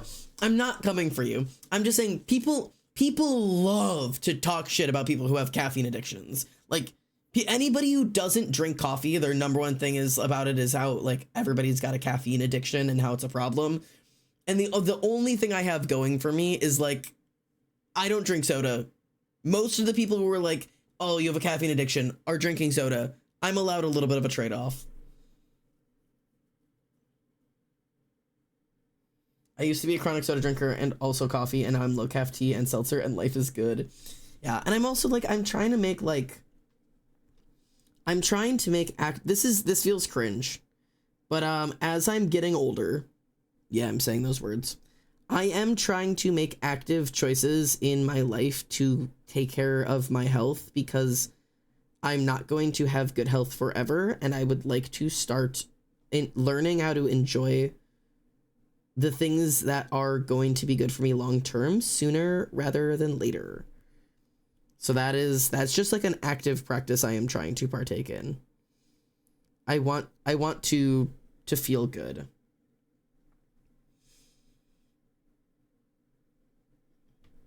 My soda addiction is purely about the joy it brings me that I would be void of otherwise, but I only drink mini Pepsi so I don't die tomorrow. That is fair. Face when you age. No, same. In New Zealand, we call soda fizzy drink. That's cute. Once sports ended, I was like, well, I gotta learn how to take care of this hunk of junk. In the state I'm in, technically we say pop, but it's soda, and I don't give a fuck. Where I grew up, it's soda, and I'm not changing to call it pop just because I'm living here.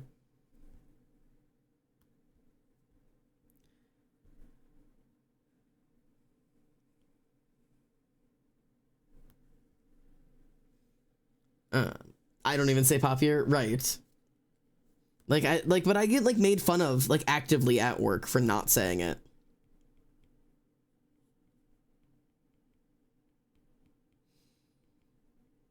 But no, I'm not giving up coffee. I'm not giving up lattes. Like, I like coffee. I've never heard anyone just say pop. All of the people at my work just say pop. They're like, hey, can you grab me a pop? Or like, what kind of pop do you want me to grab from the store? It's like, I used to say pop and I realized the soda is a better word and converted myself. I'm glad you converted. Amen.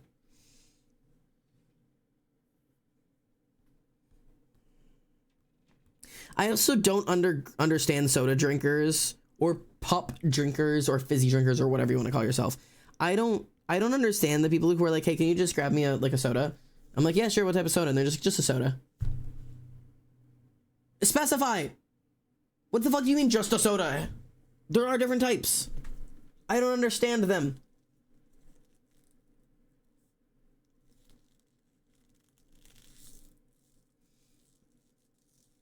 If you want Coke, you have to say Coke. Those Coke and soda are not interchangeable words. I don't care all of the people who try to tell me they are. They aren't. If they'll like them all, that's fair. But I have had people say, just grab me a soda, and I'll just grab whatever's in front of me. They're like, why did you grab that one? And I was like, it's a soda. Yeah, the South is a Coke for everything, which I think they're lunatics.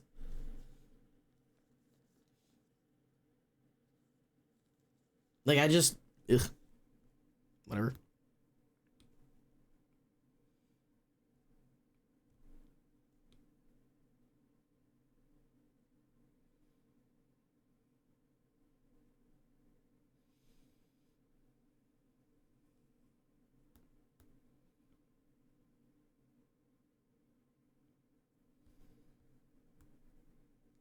I'm gonna have to figure out the coloring on this one. Because I want the light to be blue.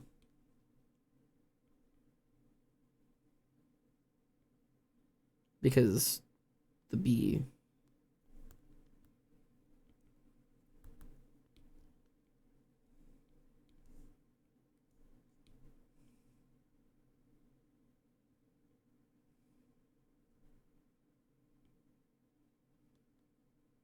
So I'll probably just I'll do warm shadows. If I've got cool lighting. Also, it is Coke, and Coke is cola. Right.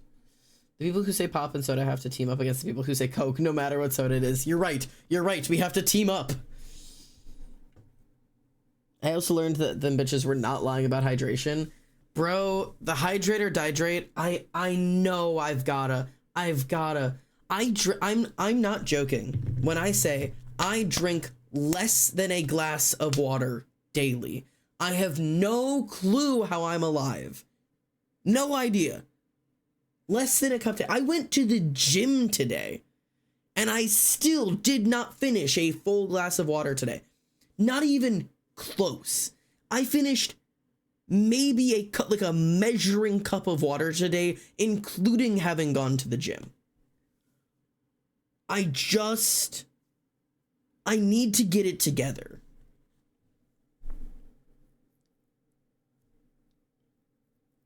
I have not drank a single sip of water all day, and now I have no emotional support water. Like, or I used to not have to, yeah. And I have to figure out, okay, I will go get water because you've redeemed a hydrate. I actually have to go get my water bottle. It's not with me right now.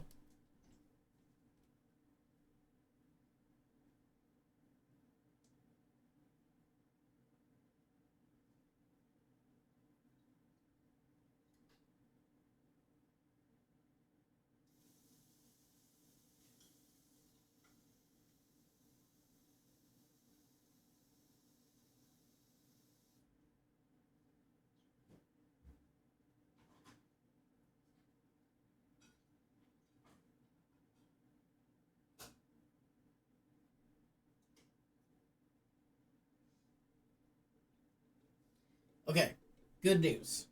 I drank more water than I thought. Because, wait.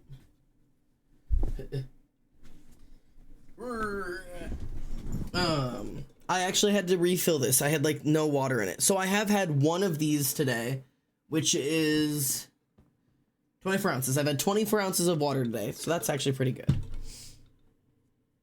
I'll eat drinks out of boredom. I got a water bottle to keep in front of my face that has a straw, so when I get bored, I just sip. Nothing is better for me than a straw I can chew on, like a silicone straw. But they don't last long because I chew holes in them. But they are so good at getting me to drink water. Emma says, I've had the same water bottle since I was 13. I fill it multiple times a day. And it's little and it leaks every day, but I love it and I can't replace it. Yeah, because it holds 2 ounces of water. I can't find a good dupe, so I have to keep it. I like its size. It's convenient when I travel. Is Xander's body just struggling to survive sucking moisture out of the air? Genuinely. Yes, the chew stim is so instinct. I'm so good. This straw shockingly has survived. I do chew on this sometimes, but I'm pretty careful not to chew too hard on it. I do sometimes like gnaw, but I've not chewed too hard that I've broken this one yet. I've destroyed a couple of straws though.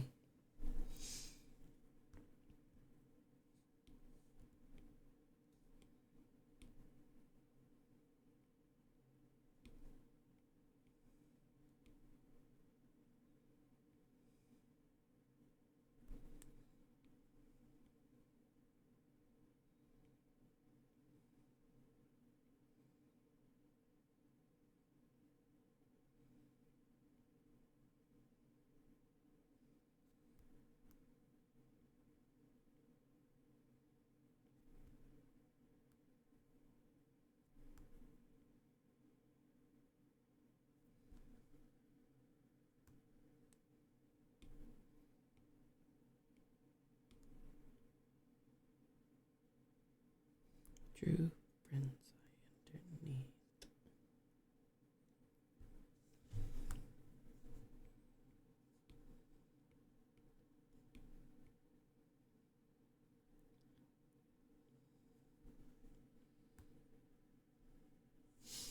Everyone shames my water bottle, but this thing is my vital instrument. Leave it alone. No, genuinely, at this point, it is. When I was a kid, I got yelled at all the time for absolutely destroying every straw. I'm very attached to my smaller blue water bottle with all the stickers. It's a good water bottle. It's just 80. That is generally the only way I drink water is if I get into the habit of stimming with it. Yep.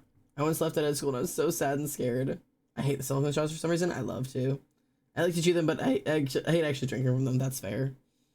Without straws, that would be the most dehydrated. Same. I rely on straws to get liquid in me. Can tea count as my hydration? Like if I'm like oh, I'm also drinking my tea, does that also hydrate me? If it's water. I don't see why it wouldn't also count as like hydrating. I get like coffee is not hydrating. Coffee is a diuretic, but like if I like kind of like it is I'm guessing tea is a lot more hydrating than coffee is.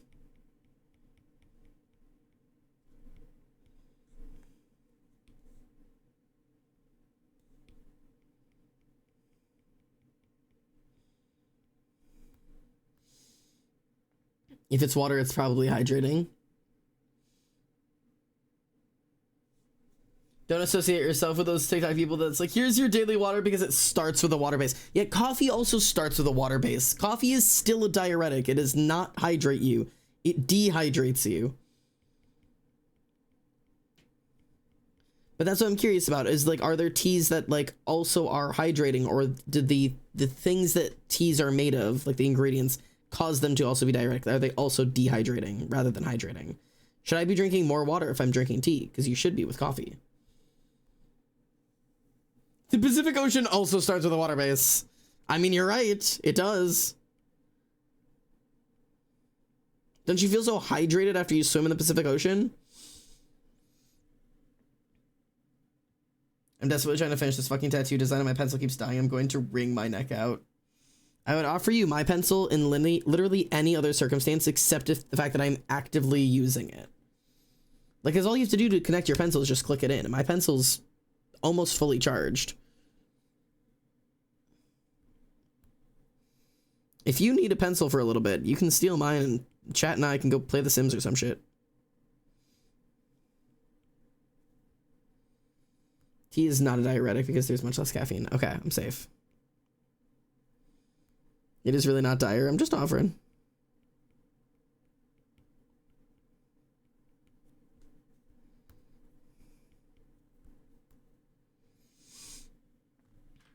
The line works then. I just have to shade planets.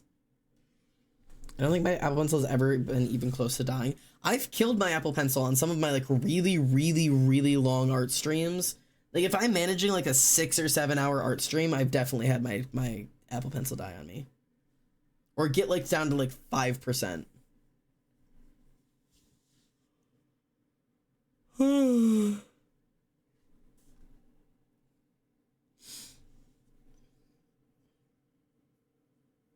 Bro, I'm so excited to not have to get up to go to work tomorrow. I want to like make plans to do something fun.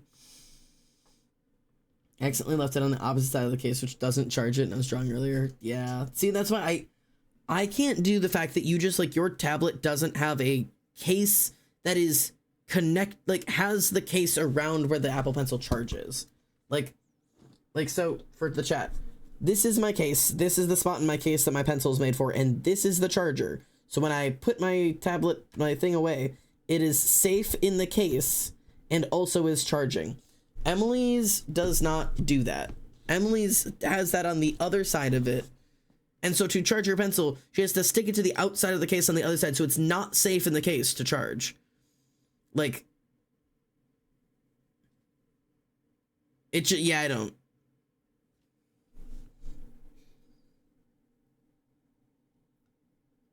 I also don't use my tablet while it charges, so that helps. That's fair. Listen, it's from Etsy. It's cute. Cute never outweighs ability for me. Never. I will never give up comfort for cute. Let's talk after stream. We can.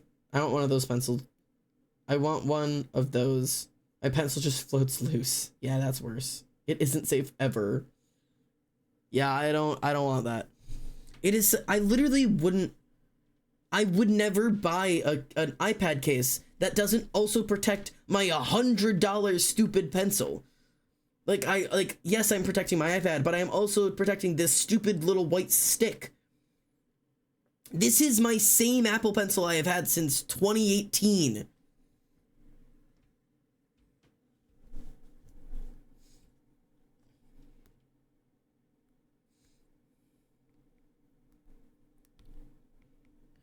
I have had the same iPad and iPad case since 2018.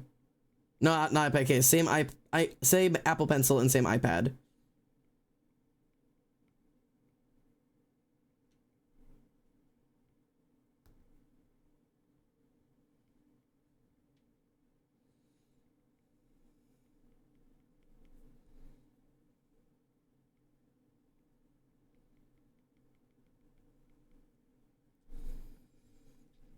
I got a pill case even though everyone said it was hard to open and breaks easily because it was pink and cute and looked like a bunch of hearts. It's from the iPad my dad already. Yeah, if you didn't purchase it, that's its own thing. I love it though. And like, there's a different. So like I was saying, like you got a pill case even though everyone said it's hard to open and breaks easily. That doesn't really matter a whole lot because it's a pill case, and if it breaks, you just like get another one. But like, my phone is not in a cute case. I do not get cute cases. I get big, chunky, protective cases. Like, same thing. My phone for all of high school was in an OtterBox. Like, just the biggest, chunkiest, ugliest thing. And everybody else had those like the bendy, like rubbery ones where you could stick things in the back or had these cute designs on the back or whatever. And I was running over with a giant OtterBox. And you know whose phone never broke in high school? Mine. I broke my phone twice ever in my life. One of those was the day of my mother's wedding. I took my phone in a pool thinking my case was waterproof, but it was a crack in it and it was no longer waterproof. That's on me. Broke my phone. And then once because it was thrown out of my hands and then stomped on gravel and shattered while I was working at the haunted house.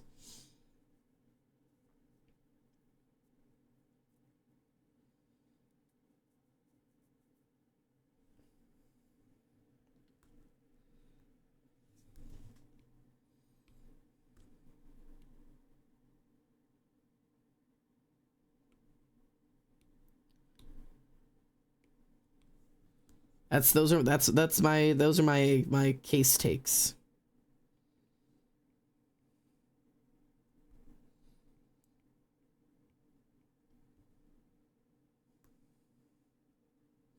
I also would like to clarify because I think people get really heated with me because I'm streaming, so I also have to be like interesting and like keep people's attention. So like, yes, I have this intensive a take about my own thing, but I literally could care less at all what you do with your own cases or your own pencils or your own life. I'm not saying I'm better than you or holier than thou or having literally any judgments at all, but I feel like people take it like I do just because I'm getting heated because I'm streaming.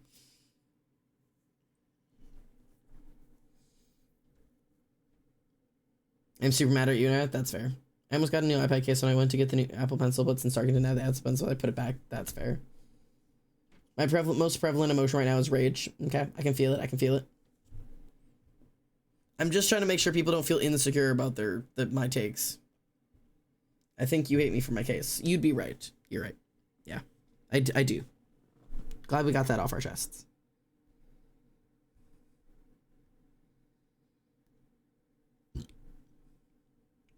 Listen, I'm sorry for trying to clarify, considering people have voiced having problems with it before because of my tone on streams.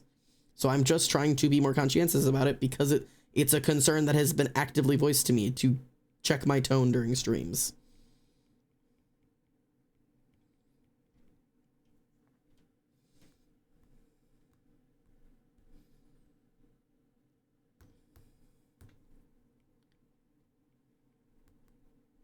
Why are these things on the same layer?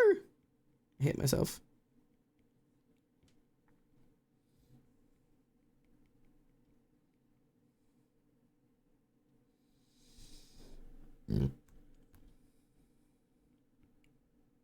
I am working in just the most inconvenient order possible. I just am jumping around doing whatever the fuck I want.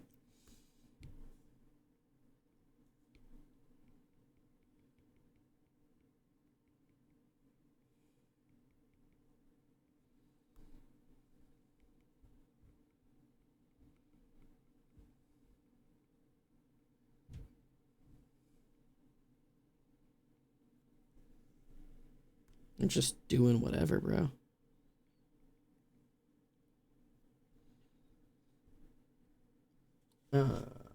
What? Brom. Nope. Horn. Sure. Reese, I'm gonna buy you a new case at this point. I mean, I just want you to think I'm starting a fight when I'm not. I'm not. I really like my pop socket. I love that. There was a pop socket I liked so much that I couldn't get rid of it when I had to take it off. I kept it. It's like on my bookshelf somewhere. I can't justify buying myself anything as a replacement that isn't broken. You should see the state of the case that I had. So I am with Reese on this. Just to clarify, this is, of the iPad that I have, this is the second case I have had. Reminder, I have had this iPad since 2018. Let me go get my last case. Let me go get it.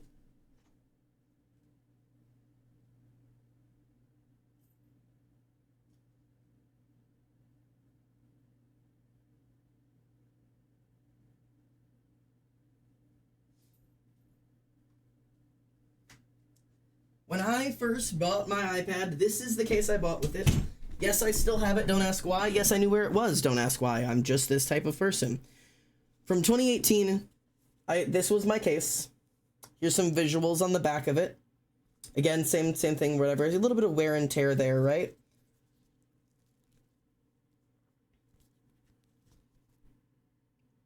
This was my case.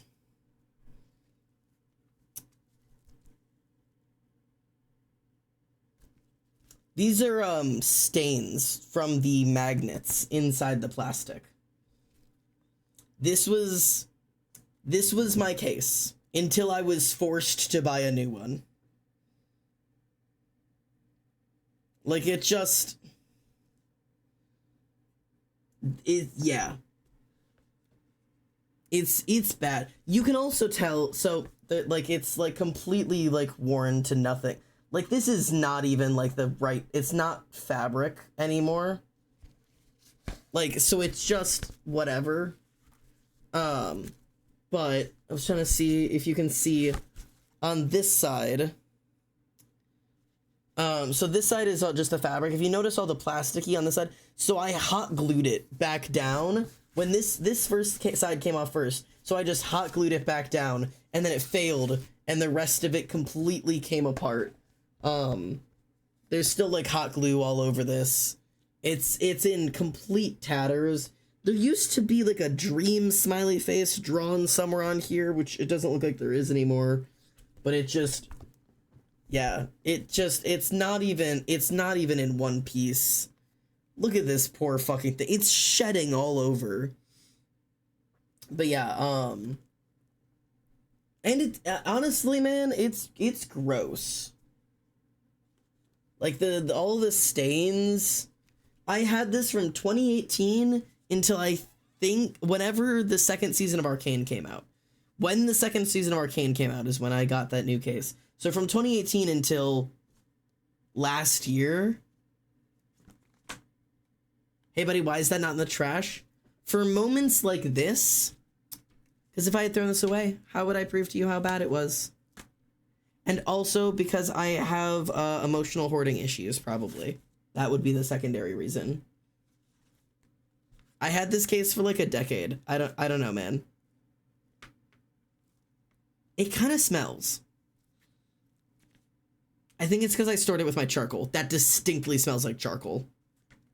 So, yeah. Anyways.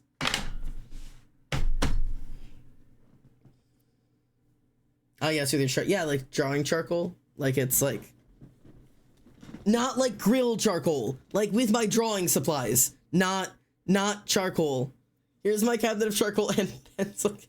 Like, it was with my art supplies. It was not with my grill. I promise. No, not charcoal. No.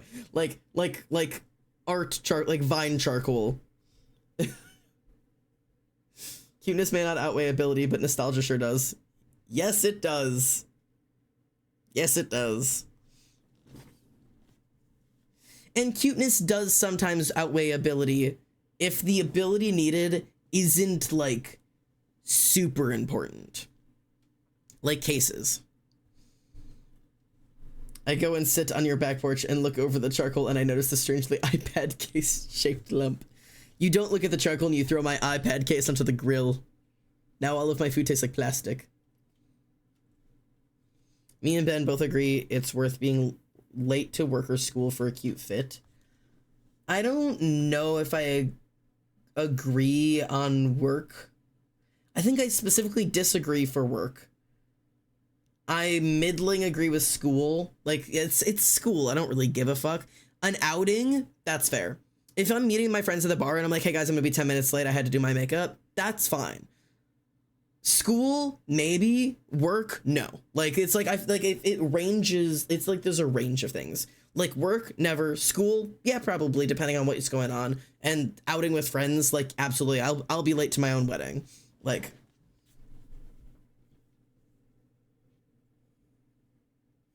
see, I like Justin keep it being late makes me ill. Being late does not make me ill. I don't care at all. Like, if I'm a little bit late, that's one thing. I show up to work every day like 5 minutes late. I'm never actually late for school. I just leave a lot later than I should for the sake of fashion. But you're never late, so you're not leaving later than you should. Like, you're covered. I don't have to worry about that because I wear the same pair of sweatpants to every lecture. I am not alive anymore. I do generally care more about being cute than being there on time. And I didn't have that experience in college because I was depressed, so I was just wearing like baggy clothes everywhere. But like nowadays, I will choose to come home from work and change into a nice outfit to go grocery shopping because it's the one time a week that I leave the house. Like, I love throwing a fit for the grocery store. Emily made a comment about the other day that I was just like, why are you tall for the grocery store? Because I was wearing my demonias. Like, why are you like wearing your nice shoes to the fucking grocery store? And it's like, because I don't get a lot of chances to wear them. They're $130 shoes. I want to wear my demonias out to the grocery store, man. I know you weren't being mean about it, but like it was like a question. It's like how many opportunities do I get to wear them? Yes, Ollie did get dressed up to go to Jersey Mike's. It's true.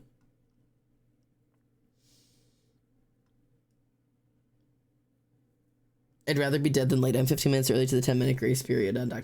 Okay, but also my lateness is situational.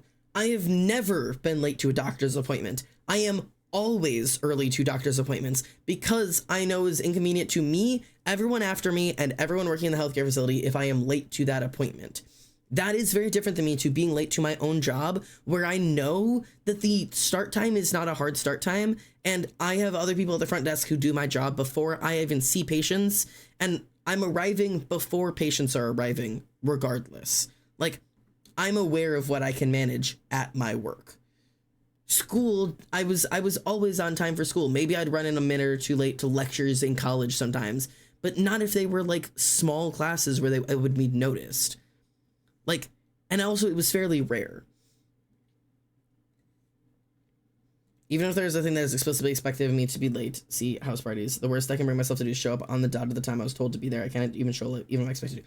And I won't. I will not be the first person walking into a concert, walking into a house show, walking into a house party, whatever. I am going to show up about the start time and wait 10 to 15 minutes to make sure I see other people go in first, and then I will go in. I will not be the first person at a location. Absolutely not.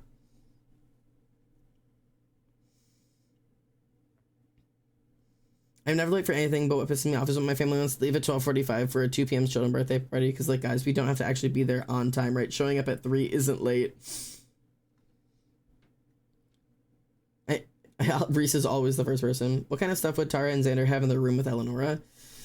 Tara has like a diary type thing, and like there's probably like some painting type stuff I think we had chatted about, or like a sketchbook type thing there. Xander doesn't have, I mean, he's got books on his side, his stupid study books.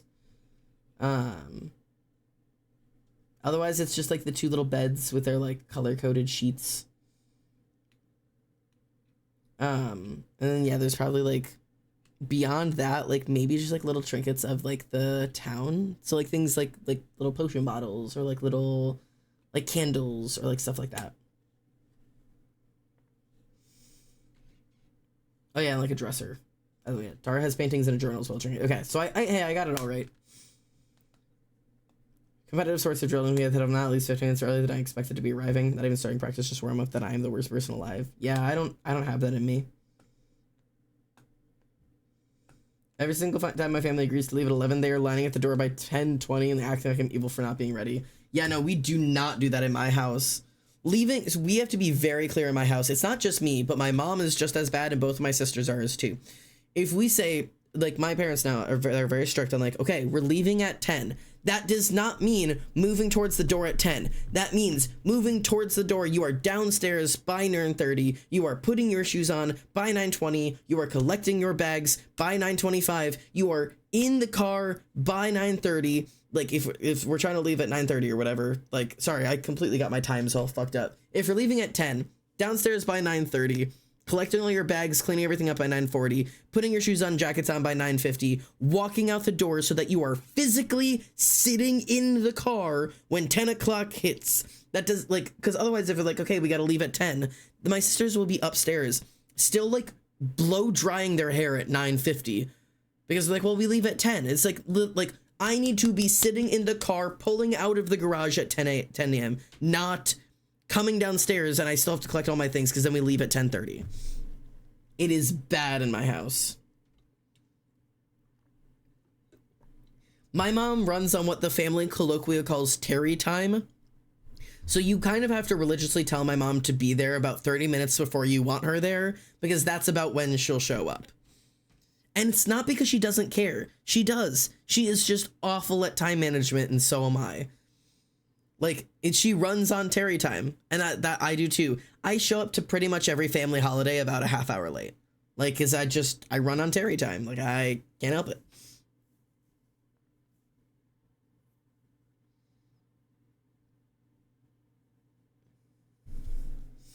I get antsy with coordinating punctual tasks with groups, so sorry to any that have dealt with me. It is something I struggle with because like I don't remember what the actual types are, type A and type B. I think type A is the like you're anal about things and type B is you're not.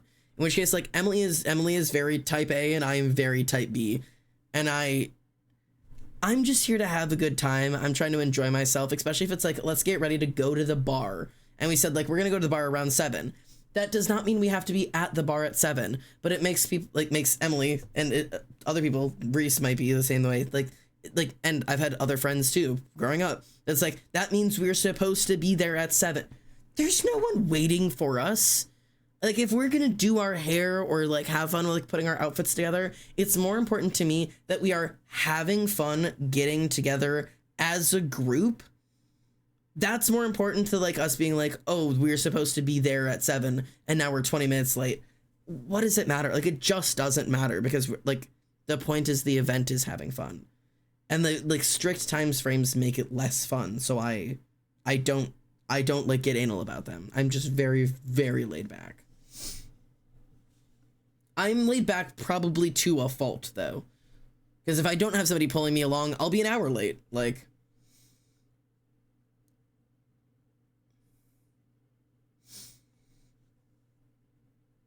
me and my siblings are playing Phaz, and when we left the summoning circle, our fucking power went out and scared the shit out of all of us. Rip. Ollie's saying she's kind of in the middle of all this. If there's a time that's supposed to happen, I will geek. If there's a roughly here and nobody's relying on anyone, I don't care. Yeah, that's like super different. Yeah, and that needs to we ran into that last time, and we need to communicate that better. If we say we're going at 7, they mean arriving at 7. If I say we're going to the club at 7, that means I am leaving the house sometime at like 7:15, not 6:30 to get there at 7. Because again, for me, at least, and I'm not mad at anybody about this, I just would clarify again because people misread my tone. I'm not mad about anything. We've been over this. Nobody is waiting at the club for us. I truly could care less if we're like, yeah, let's go to the club around 7. I don't care if that means 6 or 9. Like, honest to God. Because if, like, half of the fun is getting ready and, like, listening to music and doing each other's hair and makeup and, like, having a good time and, like, enjoying ourselves getting ready. And that is significantly more important than us pulling up to the club at 7 o'clock. And that's on me. I know that does not work with everybody. Like, and that just is what it is.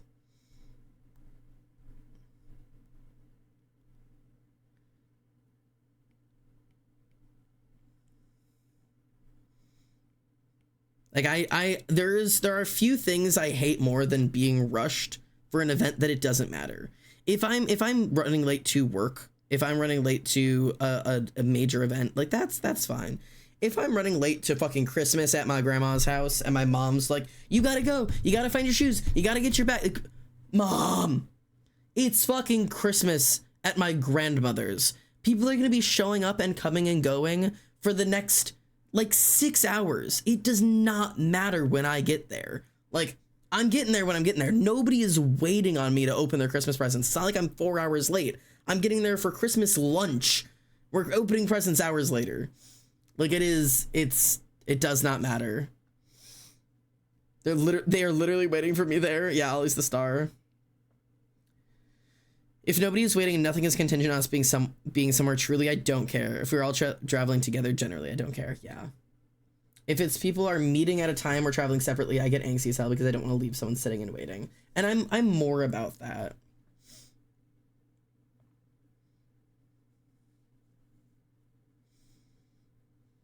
Yeah, Antsy going to your mom's is another thing that we got the time wrong on that, and that was just miscommunication. But that one was also like, yeah, your mom was cooking dinner and she was waiting on us. Like, we didn't have a hard, like, we have to be there at 6. But it was also like, it was a fair thing to have understood. Like, yeah, your mom cooked dinner. We should be there for dinner. If my grandma says, you know, show up anytime afternoon, I'm serving lunch at 1. I will be sure to be there at or before 1, guaranteed. Like, because I'm respectful to serving a meal. But also, I've talked with her before, and I have changed that around sometimes because coming from out of state, I can't always guarantee when I'll get there. And she's like, I'm serving lunch at 1. When you come in, all the food will be set up and hot. Help yourself. And so I've just adjusted to that. That I just, whenever I show up is when I eat. And I just join everybody else who's already eating, and it's fine. People understand that I'm coming out of state. It's like a very different, like, setup.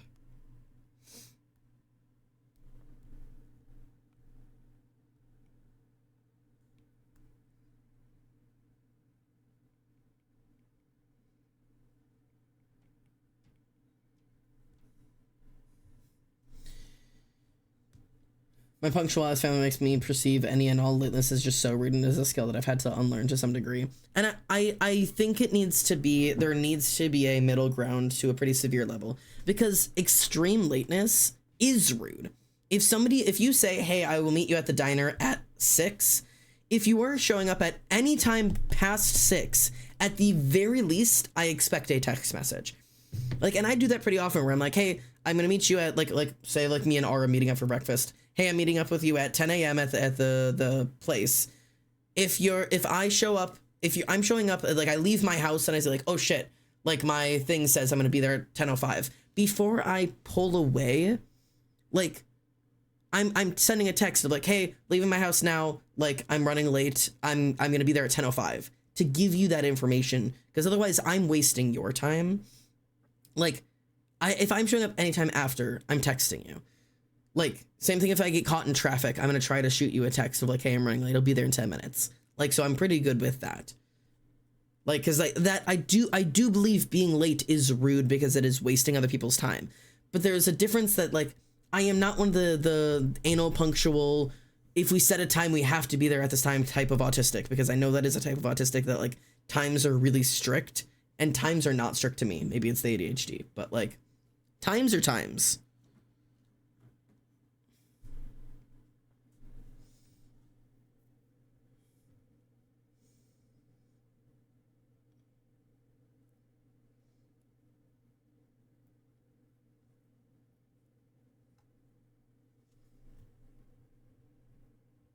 I'll give you until like 6:05 without a text. After that, I need a text. If it's after 6 and you haven't called or explained yourself, I'm going to be mad. Yeah.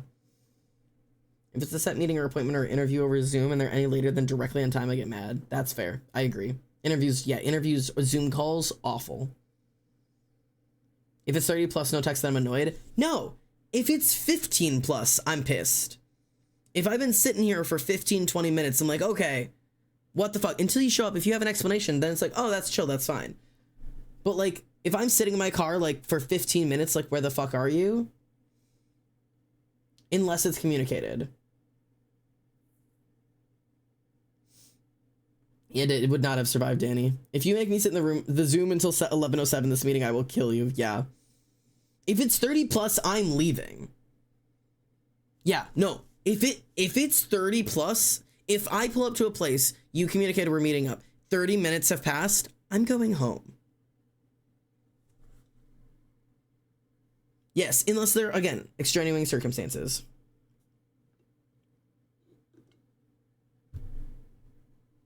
Me and Ali have had that communication.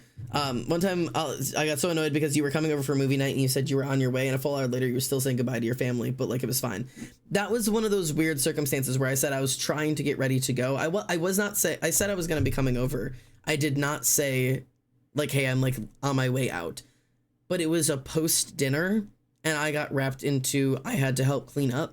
And then also it was the only time that month I was seeing my siblings and my mom, and they are both chronically late that do not respect people's time, and I got lost in helping clean up and them, and suddenly it was much later than I wanted it to be when I was texting Ali and was like, hey. Yeah, it is trying to leave my mother is a very, very, very hard thing to do. It gets drawn out for a long time. And also because, like, I see my mom once every 3 months. Sometimes I'm like, yeah, okay, like I'm gonna head back to Indiana now. And I would rather get home to Indiana late, or God forbid, like, I love you, Emily and Reese. God forbid, be an hour or two late to say something like D&D and be like, hey, I'm sorry, like, I'm gonna be late today, or start without me, or whatever. Which is why sometimes I just say, if I'm driving home from Indiana, do not expect me at D&D. Sometimes I do fully call out, because I would rather spend the extra hour with my mom. Like, because I only get to see her once every 3 or 4 months. Like, and yes, that it has problems overlapping with other people, but just saying all. Yeah, I'm a huge mommy's boy, unfortunately. Yeah. And the communication thing is something that's hard, because it's like trying to communicate of like, hey, I'm gonna be late, but like I'm not sure how late yet. I'm trying to leave, but also like my family is literally the opposite of Emily. Whereas like Emily, like Irish goodbyes where you barely hear the word like good night before like she's disconnected the call, or she just like disappears or like walks out of a door. My family is as far down the line of Midwest goodbyes as you can. Like I will actively text and be, okay, my shoes are on, I am leaving, like I am at the front door trying to leave right now. And I can be standing in the doorway of my mom's house. Like, and I will stand there for a half hour. Like it has happened several times where I'm like, okay, I'm heading out right now, I've got my shoes on. And then I'm stuck in the doorway for a half hour to 45 minutes talking to my mom, and I'm suddenly like, I really have to go. And then she'll follow me out to my car, and I will sit in my car with my car door open and my mom standing in the driveway and keep talking for another 10 minutes. Like, and I really did mean I was trying to go. Yeah, standing next to your running car for another 20 minutes talking. Like, genuinely. Whenever your mom calls and me and Emily look over at each other and like, okay, we'll see him in an hour. It's like, I'm gonna be completely honest. I'm not sorry even a little bit. I could care less what people think of that, like at all. I called my mom yesterday just to talk with her, And like I texted her to be like, hey, like I wanted to chat with you or whatever, and she's like, oh yeah, give me a second, I'm on a bus in Vegas, when we get back to the hotel we can call. And I was like, no, like you're on vacation, please just go enjoy Vegas, like I'll talk to you later. And she's like, no, let me get to the hotel, I want to talk to you too. It's just because we spent her entire time getting ready for her like 5-star Vegas dinner, getting ready and chatting with me, because like I really don't care about anything else. My mom comes first. Me when I'm on a call with him and his mom calls, yes, it has totally happened. I'm sorry. I've said this before and I stand by it. If my mom calls, everything else gets dropped. I don't care if I'm in the room with you. I don't care if I'm on a call with you. I don't care what else is going on. Unless you are actively having an emergency, my mother comes first. And that's just rule for me. Like, that's my mommy. Like, I promise.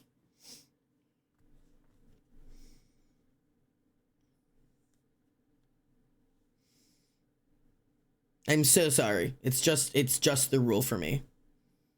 Irish goodbyes are also just so rude in my brain. Maybe that's just my upbringing. They are, in my head, they are also incredibly rude. Like, that is like, it is something I have adjusted. Again, I've had to unlearn a little bit. I find them incredibly rude because it feels like a miscommunication and or like a refusal to communicate.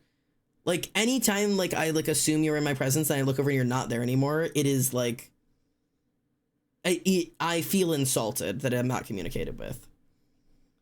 Me when I'm on a call with him, yeah. I had dinner with Aubrey and we stood in the Texas Roadhouse parking lot for 45 minutes in the cold. I love that type of the goodbye.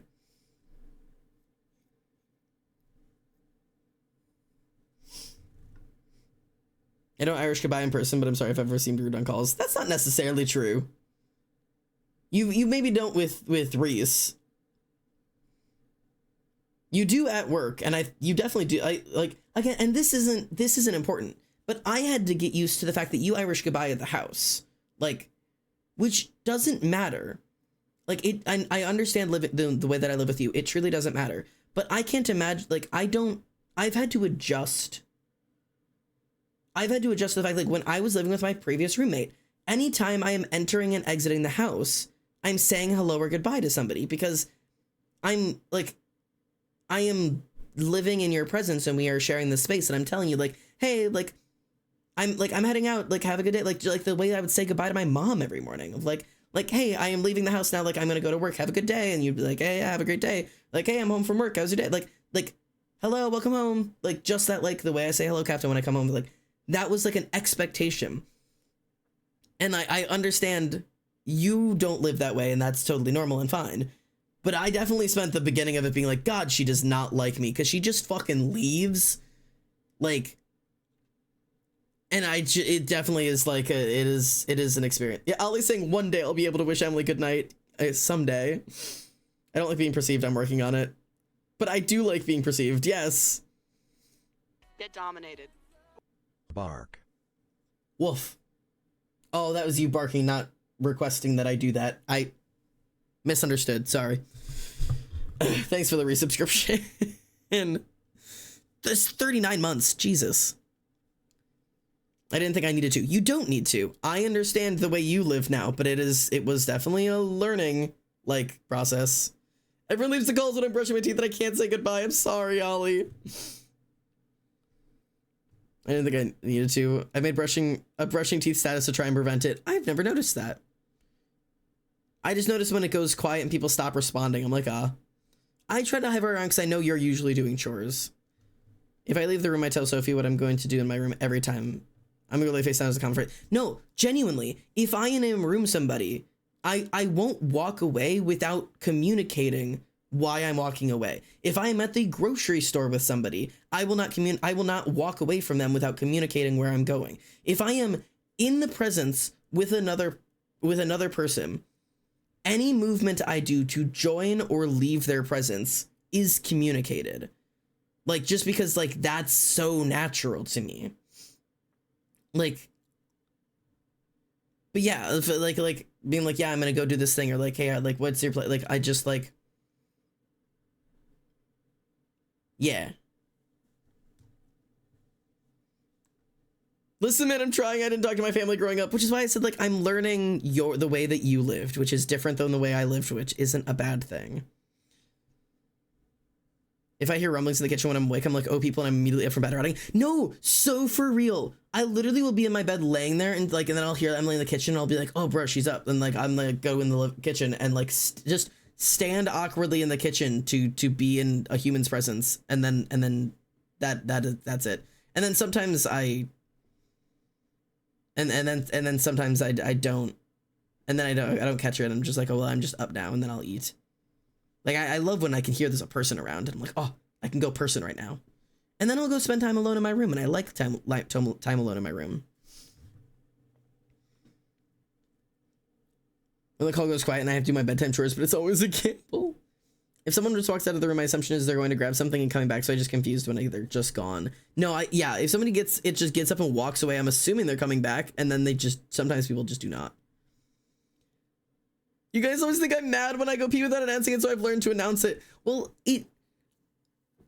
you have to understand in like the general populace of people, if you are existing in another room with somebody and then somebody just walks away and doesn't come back and is just suddenly alone in their room, I assume, like, I don't know. Like I assume you're like in your room because you like no longer want to share space with me. So I'm like, oh, like, I don't know if I did something or what, but she like suddenly does not want to be in my presence anymore. I wonder if I've upset her. Like, that is the natural instinct for most people. And also, I do announce it when I go pee. I know you said you've learned to announce it, but like that's a weird thing. But like, if I'm sitting in the room, I'll get up and be like, I gotta go take a piss. Like, I do announce it. Communication is my instinct.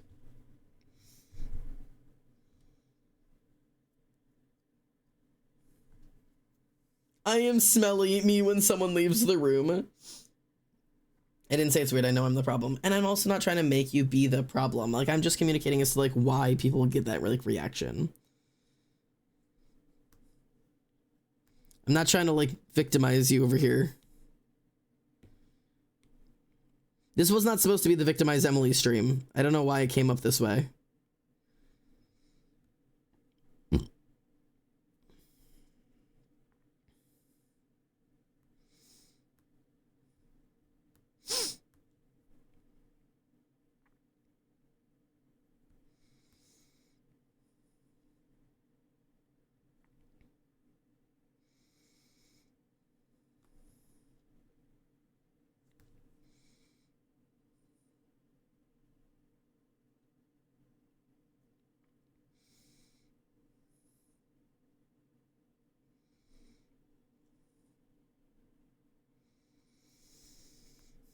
I feel like I've gotten so little done. I know I've gotten stuff done, but God.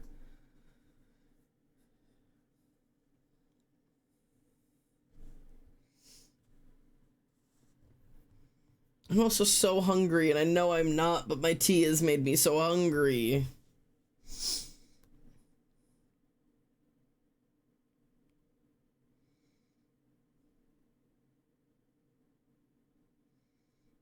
Oh, I can have ice cream today, though. I also, admittedly, I've been really good with food today, and I don't think I put enough in me after working out today.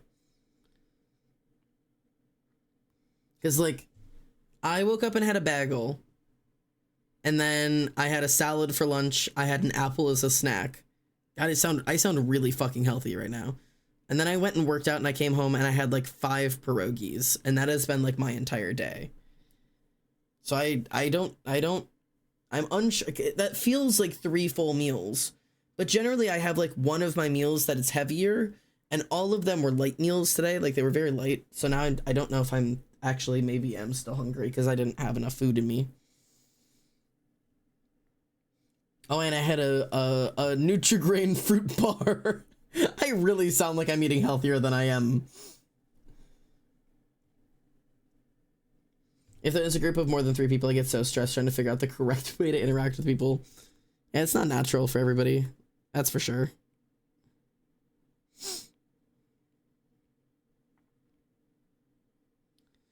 I definitely also get stressed out with it sometimes, trying to figure out exactly like how each person like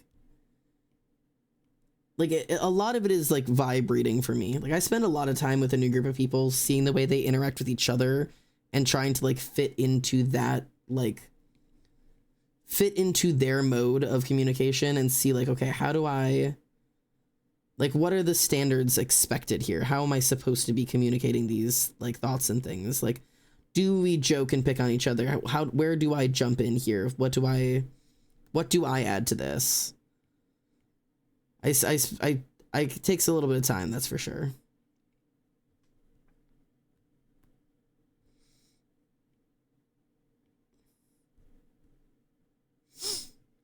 It is hard to me also, yeah.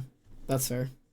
It really, it like, I am quite good with it. I will admit that amongst my friends and even like, just like in general in my life, I used to be very bad at it, but I am an incredibly easily sociable person.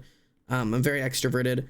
I have very much learned that people don't give a fuck at all about anything, or maybe it's like I don't give a fuck what people think anymore. Like, so I'm very, and that's not entirely true. Like, cause I like people thinking and viewing me a certain way, but there's like a certain level that like I don't really care about embarrassing myself in front of people. And like, I don't know, conversations are very easy for me. I blend really well with other people. Like I can just like find a group and just like slide in and be like, all right, cool, I'm part of this now. Like let's lock in, gang. I don't know you guys, but we know each other now. Like I did it at TSA pre-check, bro. I was at the airport. It wasn't pre-check, it was just TSA. I was at the airport with one of the times that it was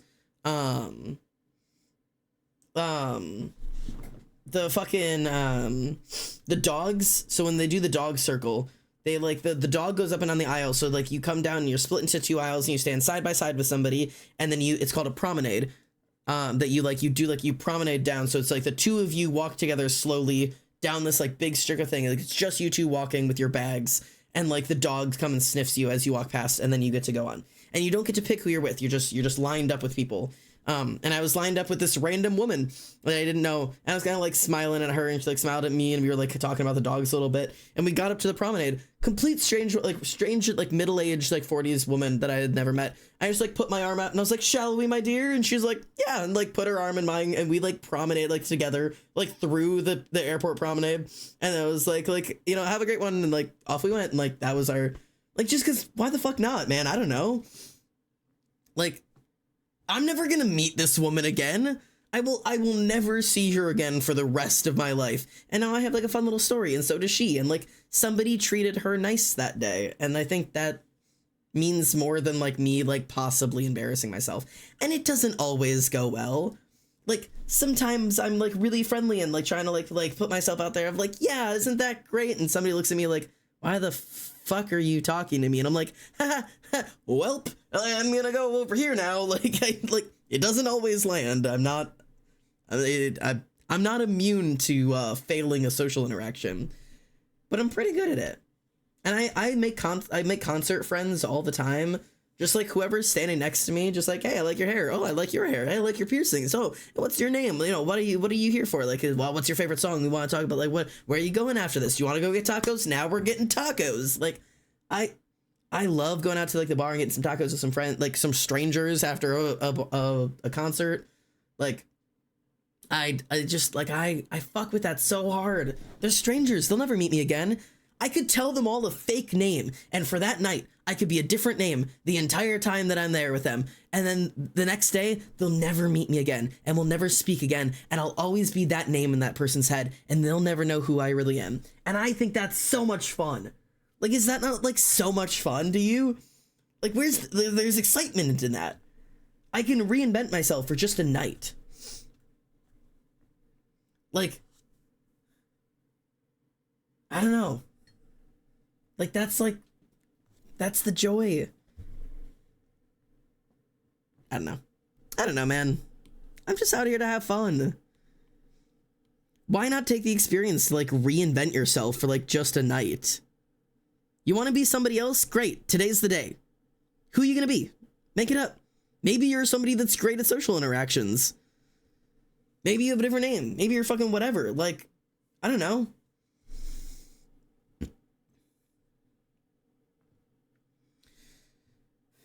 I made a friend of that Ashnico concert, but then informed she was flirting with me, but we took pics together and never spoke to her again. Yeah, it's fair. I have this thing. I have this thing I made that I didn't share because I was gonna make something for it and then I didn't. Hang on.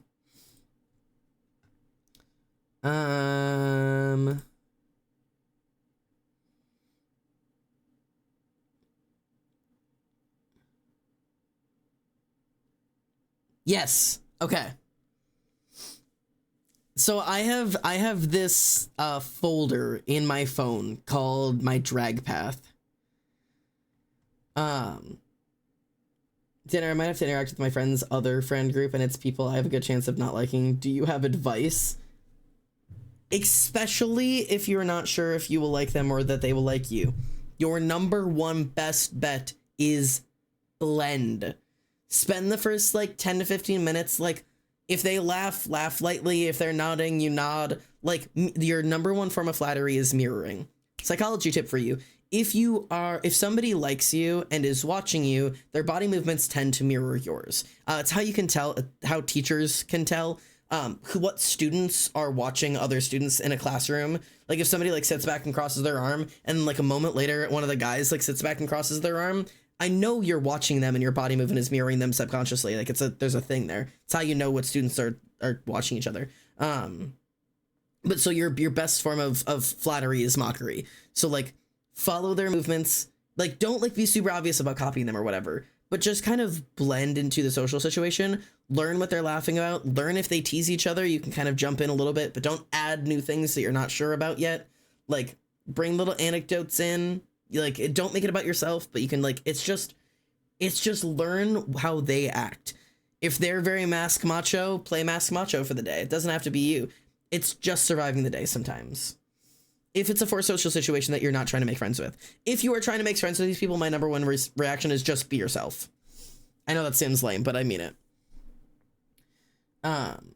Before I get off topic, I know Holly's gotten off topic. So I wanted to say, so I have this folder on my phone that is my folder on my Google Photos that's called my drag path, which is photos of me and some of my friends and some people that I've never met before or may never meet again. And some of them are like, I have photos of just like my actual friends, but they are connections that I have had that meant a lot in just a moment and then never met anything again. And some of them are just, like I said, some of them are just photos of my friends because I wanted to have like pictures of all the lives that I've touched of people that I remember or who might remember me. So this is my drag path. These are people that I don't know the names of, but they mean something to me.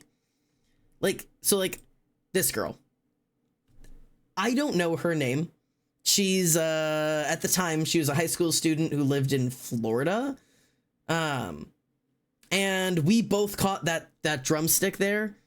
About 6 girls and me caught this drumstick right here. And we all fought over it. We rock, paper, scissors until it was just me and this girl left. We were the last 2 people holding the drumstick. And she begged me to let her have it. Like, begged me to. And I said, give me a hug and it's yours. Like, because it matters more to me that you have it than that I do.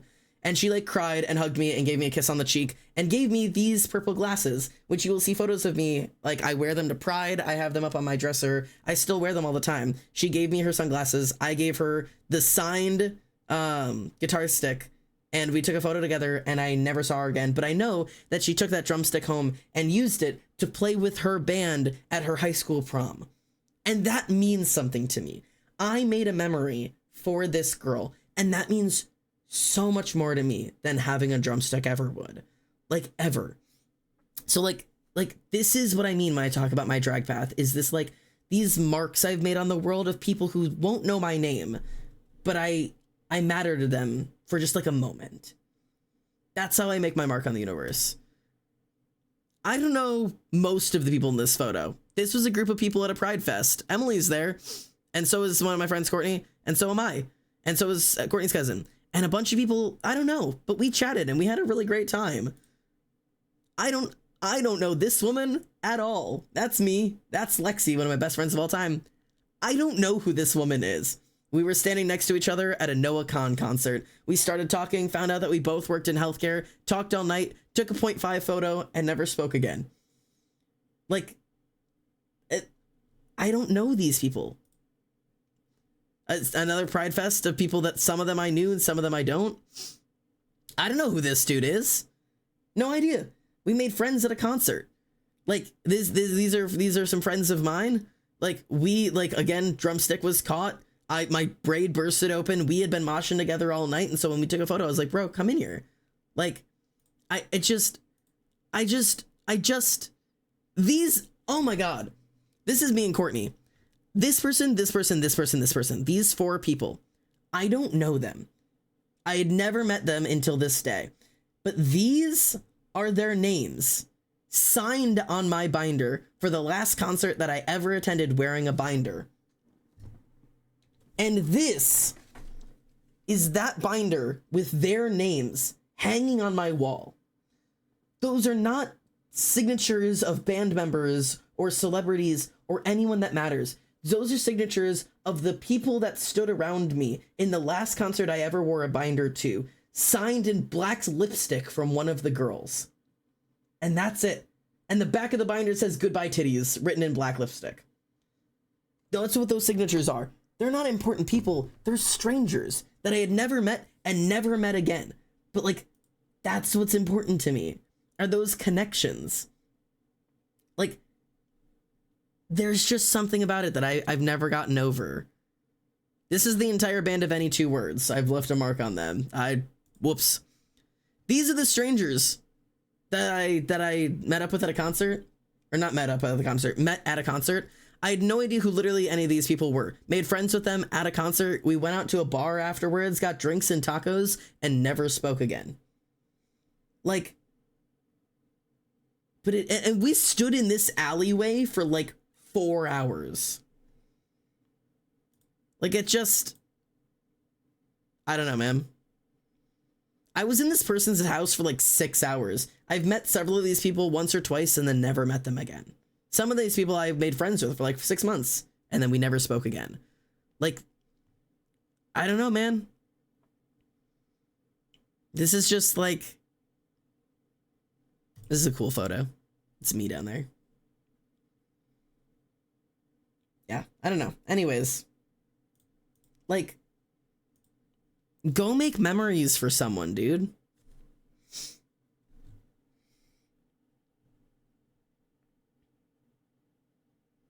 Yeah, wait. All of us are looking at the concert that's going on, except for Ollie, who is, she's looking at someone else. That's it. This is a really, really sweet photo. This is Jack, by the way. I got his number finally. Me and him are any 2 words essentially biggest fans. And this, I think, is Grant. I never even noticed it. I think this is Grant. Sorry, you're totally right. I completely forgot about that. But yeah, my God. Yeah, I finally got their number, and we've chatted a couple of times since. We don't have like an upkeep like communication, but we've chatted a couple times, and I think that's cool. But God, I don't know, man. Sometimes I think I'm content with my life, and then I remember your life exists. But my life takes a lot of discomfort. Like, so I was like looking back. I actually had this like realization recently. I was like looking back at my life, and I think I noticed it in me and Aura went out for bagels at a new place that I'd never been to before. Found out that the bagel place also has like a live piano jazz club in the back and a pool room. So we were playing pool, and I had like a moment where I was like, God, I live a really good life. Like, and I took like a quick video of Aura playing pool because I was like, I like having those visual memories to like look back on when there's like a day that I'm old and I'm like, God, I don't want to have any regrets. And like that's the thing that keeps me going. Is like I want to have as many experiences as physically possible, and that just it requires so much discomfort and so much like honesty and rawness and like going out and doing things that like I don't really want to do, but like the desire to have those experiences matter to me. Ara, you were not that bad at pool. You beat me at the first one. I lost because I put the 8-ball in the pocket, but that still counts as a win. Also, I want to go again. We should go again. I want to go back to Davy's Bagels. But like, if you want to have these interactions, you just have to start having them. Like, and like, I know people are like, that's impossible. Like, people don't, whatever. Like, I don't meet these kind of people. I don't respond to these type of people. I don't like, so like this, again, I know I'm privileged with TikTok. When people are saying I don't meet these kind of people, this is a huge group of queer people. None of these people knew each other before this day, except for a couple people who like came as couples. These two are a couple, these two are a couple, whatever. The rest of these people are complete strangers. Like, they had never met each other. But I put a thing out on TikTok and was like, I just want to have friends in my state. I want to meet other queer people. I want to make friends. I'm so tired of being lonely. I want to go out and do things together. And all these people went, you know what? Me too. And I went, okay, like, so let's do it. And like, I did the hard work of setting this TikTok up and setting this Discord up and trying to play dates and trying to have plans, and it worked. And people met up and like, we made friends. Like, it's just like, it matters. And it is a lot of work sometimes, and it is hard to do, and it's uncomfortable. And also like, it also means like I deal with a lot of rejection, but not nearly as much as I thought I would. Like, there has been almost no time ever where I've decided to like attempt to make a friend and been like truly like hard block rejected of like, why the hell are you talking to me? That is like so rare. But it feels like it would happen every time, but it just doesn't. I don't know. Like, and I know I'm privileged because TikTok, like, not everybody has the reach that I do, but like, I don't know. I run a Discord server for local queers in my area to try to get people together and meet up.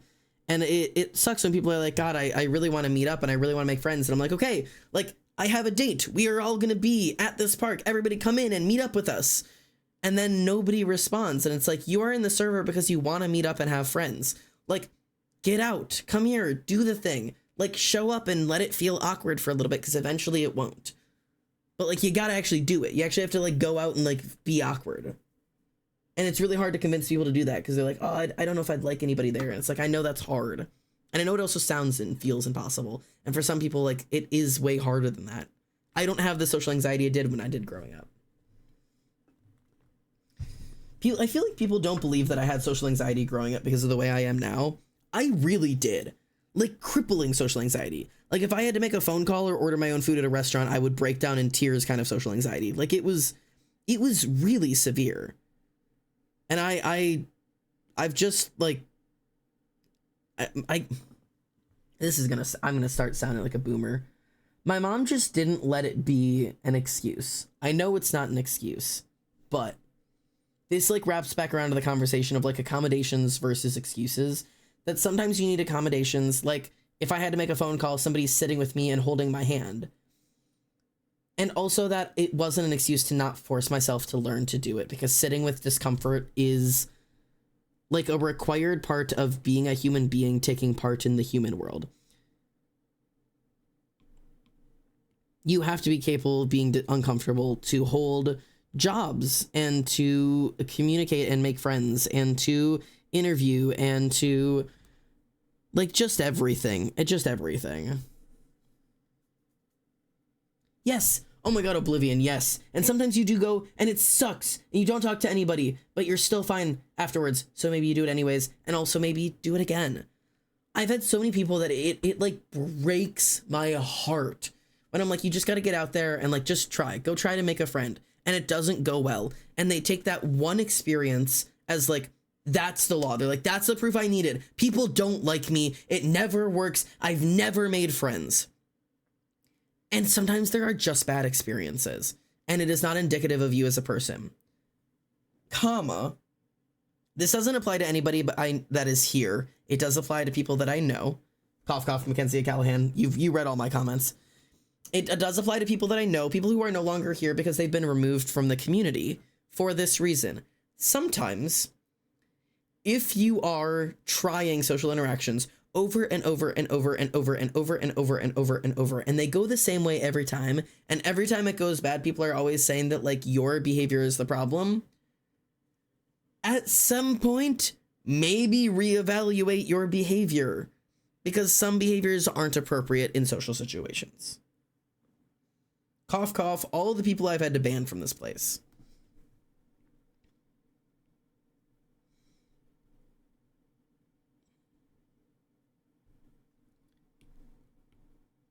Because, like, that just is, like, there are boundaries. There are boundaries. There are some things you just don't do in public or to people. That's a big one. I had to remove somebody from the local Discord server because he was abrasive. He wanted to fight with everybody. And instead of, like, having a communication where he's like, hey, like, you said something I don't agree with. Like, what did you mean by this? I want to talk about it. It was just immediately like, you are a bad person, or you are evil, or you're racist, or you're, like, whatever it was. Like, took these, like, really huge jumps to, like, really, really, like, claim some pretty bad things about people, and it sucked. I was like, hey, man, this isn't how we work around here. Like, if this is the attitude that you want to have, I do not want you in my community. He's like, oh, but this is supposed to be inclusive. And it's like, inclusive doesn't mean that you can just act however the fuck you want. That is just not the same thing. And I don't think people understand that. An inclusive or safe space does not mean, safe space for everybody does not mean you just get to do however the fuck you want. Like, there are reasonable limitations of how you are allowed to act around people.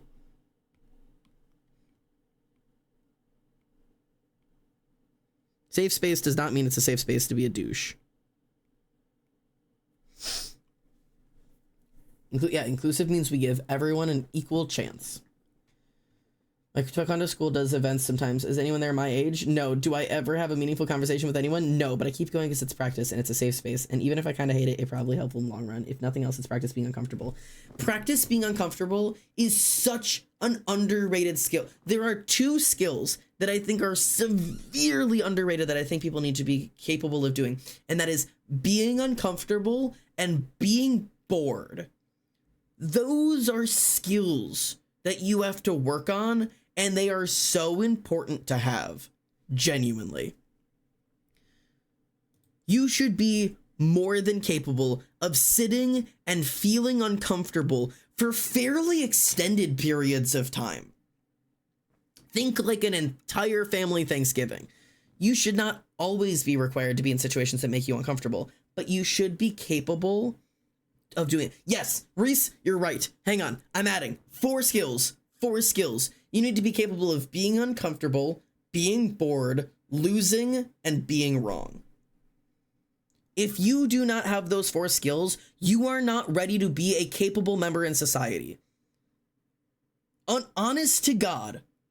Like, honest to God, if you want to be capable of being a functioning member of society, you need to be capable of being bored, because the people who aren't are the fucking road ragers. There are people who are too mad in line. There are people who are frustrated about, like, don't want to go to anything that isn't their favorite thing ever, will not participate in social situations, whatever.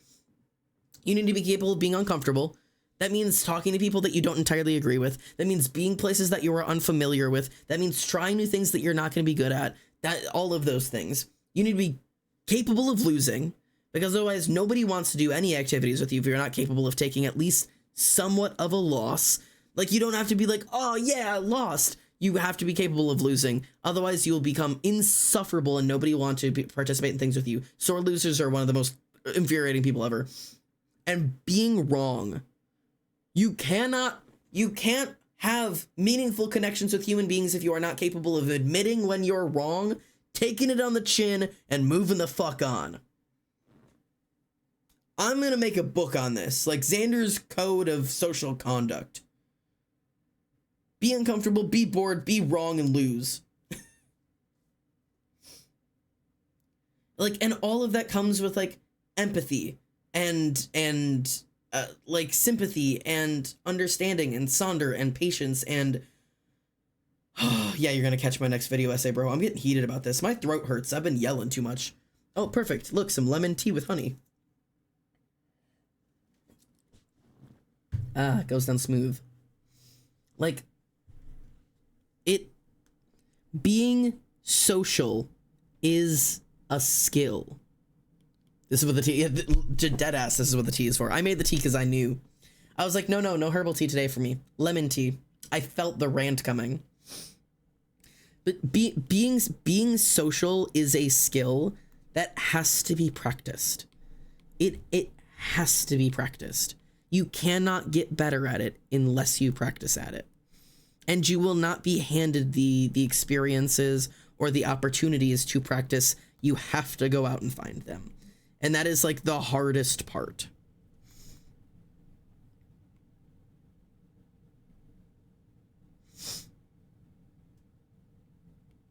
And number one tip for all of this, like number one tip among all of these things, if you are not having these experiences and not sure how to start them and not sure how to practice them, find an extrovert. We fucking love introverts and love bringing them into things. Love it. Oh my God. I love having an introvert with me and being like, hey, like, come try this thing, come do this thing. As long as you are a open introvert, ready and willing to learn.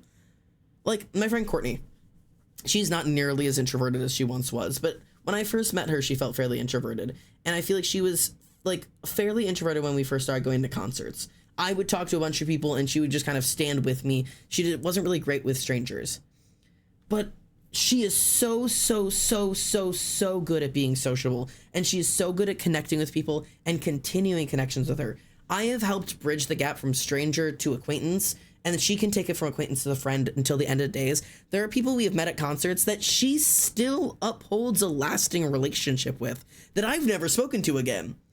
I'm a great extrovert. I'm an awful friend. I'll put it down there. I will call myself out. I am a fantastic extrovert. I'm a great acquaintance. I'm an awful friend. Just honest. I know what I am. How do you find an extrovert? Well, we're pretty loud. It's pretty easy to spot us in a crowd. Just the loudest person in the room usually. And like, unironically, this isn't true for everybody. Now judge your cockiness, because there's sometimes the loudest people in the room are just cocky teenage boys. Judge it a little bit. Find somebody queer, find somebody a little goth, find somebody a little alternative, maybe find a queer person. But like, if they're like a real, like truly an extrovert, like just like, and like a welcoming person, try to get them to know a little bit.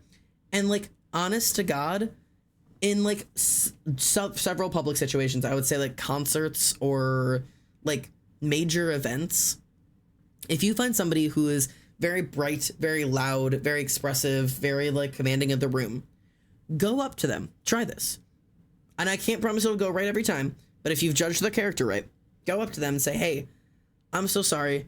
I'm here alone. I'm so introverted. Like, I'm really nervous. Would you mind if I hang out with you? Oh my God, there's nothing I love more than hearing that. Yes, bro, you are one of the family. Come under my wing. Do you want a sip of my water? Do you need some band-aids for your blisters? Sit down with me and my homies. Let's trade Snapchats. We are my forever person now. Like, I just suck those fuckers up. I love it. I would be so honored and like overjoyed if somebody's like, hey bro, like I'm here on my own and I'm so nervous. Like, can I just hang out with you? Fuck yeah, you can. Why do you think I make so many friends at concerts, bro? That's what I do. I absorb them until I literally move as a pack at concerts.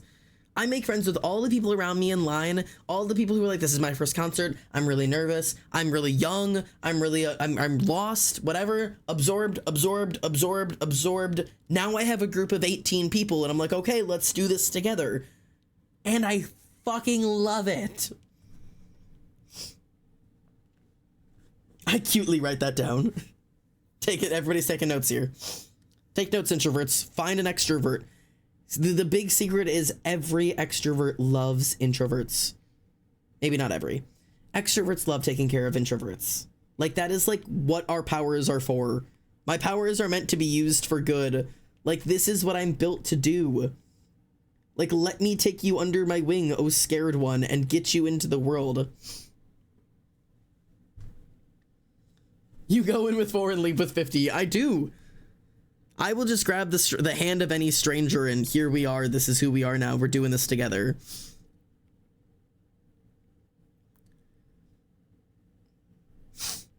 Taking note. Say hello, express uncertainty, ask to hang out. Yeah. Especially, and this can be really scary to do, but if you're expressing a vulnerability, hey, I'm here on my own, and I've never been here before. Like, people... Okay, I'm gonna dip into the psychology of this for like just a moment, okay? Psychology-wise. People love to feel like they are the smartest or most capable person in a room. They fucking love it. So coming up to somebody and being like, hey, I've never been here before and I'm really lost. Like, is there any way that I can kind of move with you? You are putting them in a position of power, which makes them feel useful. And you've also clarified an ounce, like a level of safety with them. So now they're immediately parentified to some level where not only were they seen as a safe space, which generally lights up a good signal for people, but are also being registered as a voice of authority. That person now goes, okay, so you think I know my way around here. At this point, you're either gonna get one of two things. Either you have just stroked their ego and they are now ready to take you under their wing because you've triggered an emotional response in them, or you make a connection with somebody else who's just as lost and they go, bro, I have no idea either. Let's figure it out together. One way or another, you win. Like, it really is like, it's that bro, there's one, I don't have a photo with her. I wish I did. I was on the train home from Milwaukee back down to Indiana. And actually this was from the Chicago because it was the longer train. Made friends with, I was standing in line with her. No, not even standing in line. We both went to track the train times at the same time.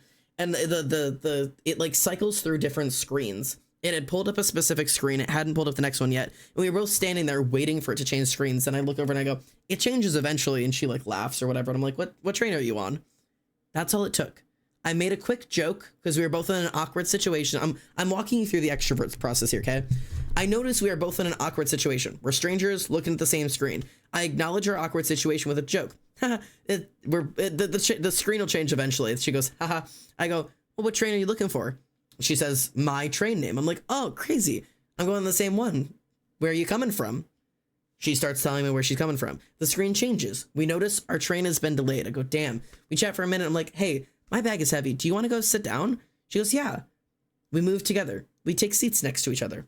Now we're sitting in the train station together talking. We've made a connection. I bridged that gap so easy. She's telling me where she's came from. She's doing a cross-country travel. She's going to be on this train for the next 7 hours. She is a private room. Like, suddenly I have a connection we've made. We're talking about all these different things. We talk for almost an hour while our train is delayed. We take turns holding our post, watching each other's, watching each other's luggage as the other one goes to use the bathroom or check the train times. Like, that back and forth. Questions are the key. I asked a question that opened the door of, tell me about yourself. How can I connect to you? Best. Like, it is so useful. And then we became close enough that I was like, okay, we're gonna head back to our trains. So they're like, hey, I'm on a private train, like a private train car. And I'm like, I'm in public seating. And they're like, you know what? Just text me what train you're on. And I'll come find you. And I was like, okay, I will. And they're like, hey, just be safe. We split up. I figured they're probably not coming back. We trade numbers so we can chat. We find out they're into D&D. We're chatting about that. We split off. I'm like, I'm never going to see them again or whatever. I do checks them and I'm like, the train cars don't have numbers. I'm pretty far up, but like, I hope you have a safe train ride. And they go, yeah, you too. Like 20 minutes later, like I get a tap on my shoulder. I'm like, oh, hey. And they're like, yeah, I was just walking the train and I saw you. Do you mind if I sit down? Turns out she was like a 50-year-old woman, maybe 40-year-old woman. She was like a 40-year-old woman who was actually on land after like 4 years of being at sea. She was in the military. She had spent like 4 years on a boat and was home now and was doing like a couple of years on land. And then she was going to go back out again, like in between state. Like, and was like, we were connecting over different like TV shows and like just like it was just, and our lives were nothing alike. We had so few similar interests, so few whatever. And then, and here's the delicate part. When I go, you know, I'm really tired. This is a long train ride. I actually think I'm gonna try to take a nap for the rest of this ride. She's like, hey, does that mean like you want me to head out? I'm like, yeah, it was really great talking to you, but like, I think I'm gonna, you know, close my eyes for a little bit and rest. And she's like, that's so great. Have a great rest of your train ride. Bye. And like, comfortably exited the conversation. It is very scary to enter conversation when you don't know how you'll get back out of it. Always have a way to get it back out of it. So that's the fun one. But oh my God, it like, I never got a photo of her. I'll never meet her again. I hope she's having a fantastic life.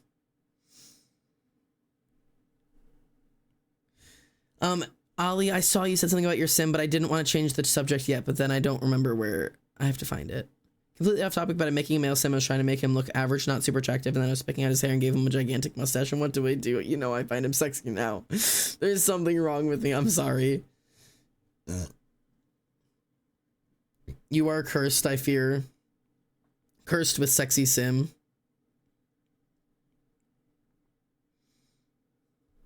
The way she give love. Sorry, I love the song. One more dance and I'm like, yeah, how the hell am I supposed to breathe? Sorry, my club music is on.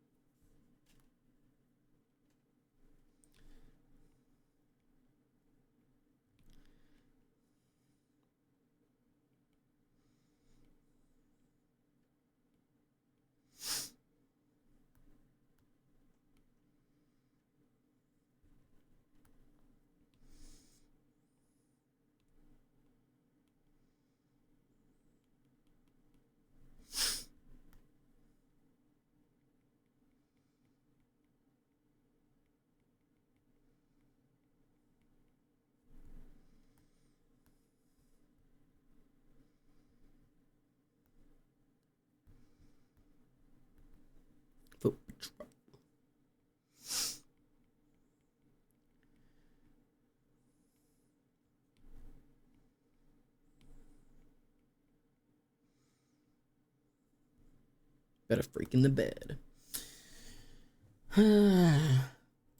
Does Tara have casual clothes? Yes, it's the clothes in the village. Like if you've seen her village outfit, I think Emily has drawn it at some point. Emily could probably describe it better than I can.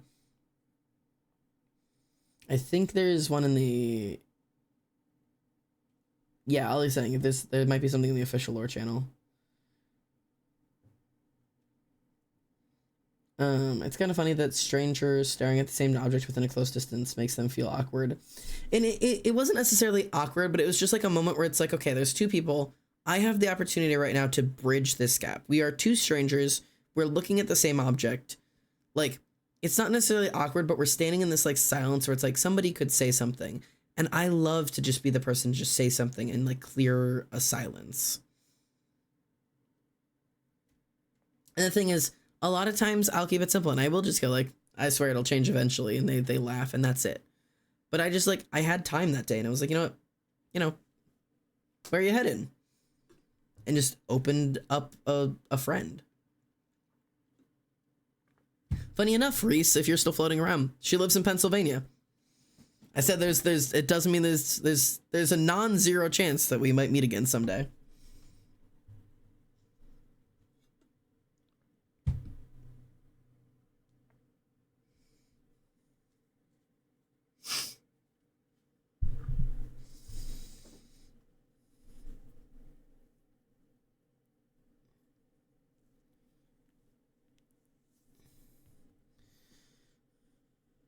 PA and yeah, in PA and in my, I know I did tell her about you actually.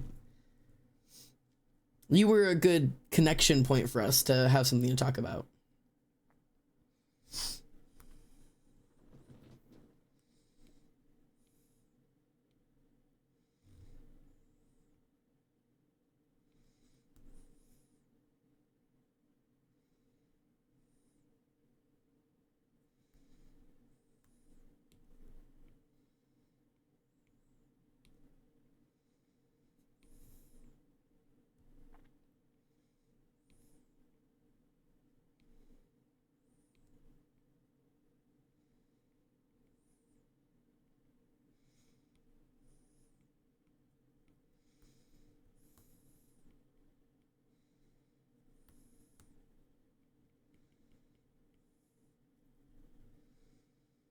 Let's see if I can get this skin to do what I want it to do. I don't know if I'll be able to.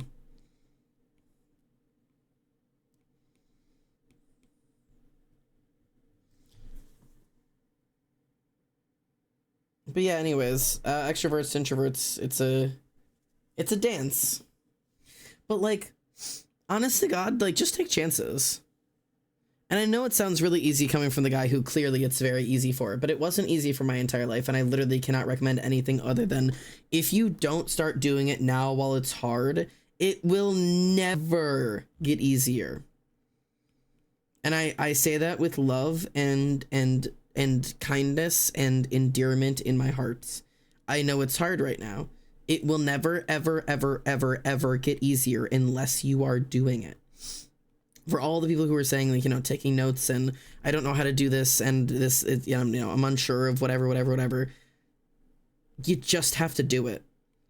And you know what's crazy? The more times you get rejected, the easier it is, because you realize it really doesn't hurt that bad. And also, it's really not a big deal.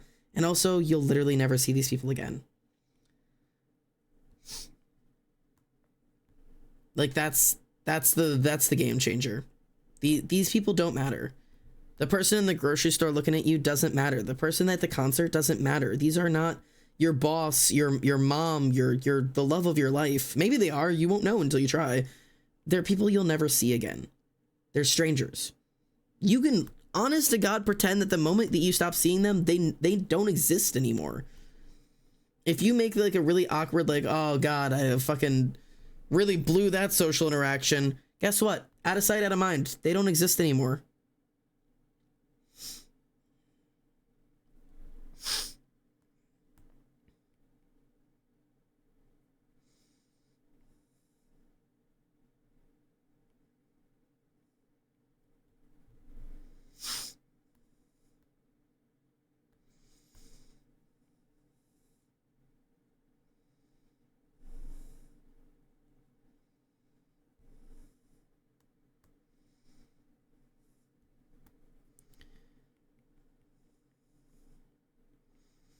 My hope core lesson for today is it can get better. You just have to make it get better.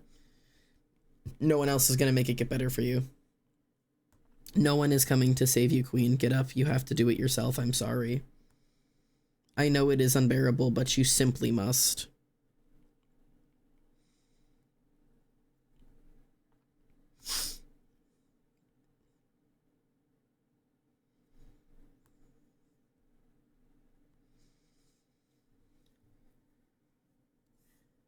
You will not be heard until you find your voice. Yeah. That is like that.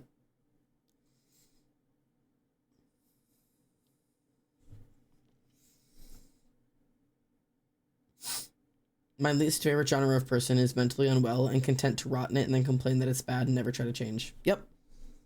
Because there's nothing you can do. I was just talking about these type of people at work today, in a much more serious context, because I was talking about addiction, and that has a very, very, very different connotation.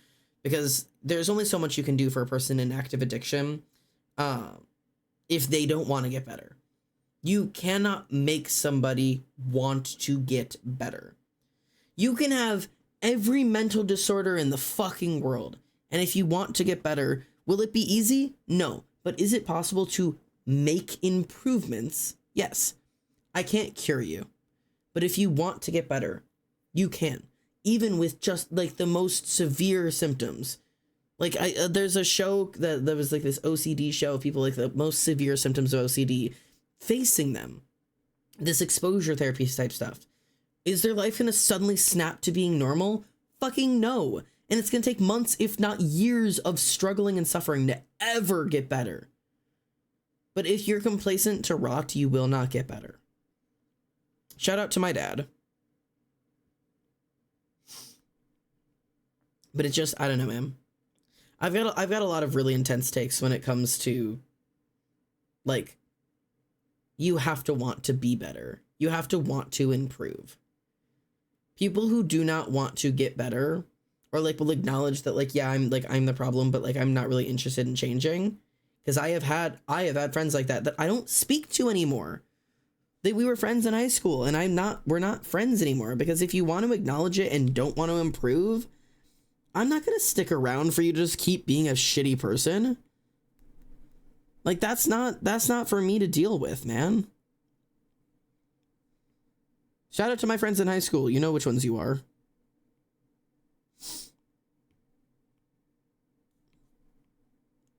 There's a couple of yous.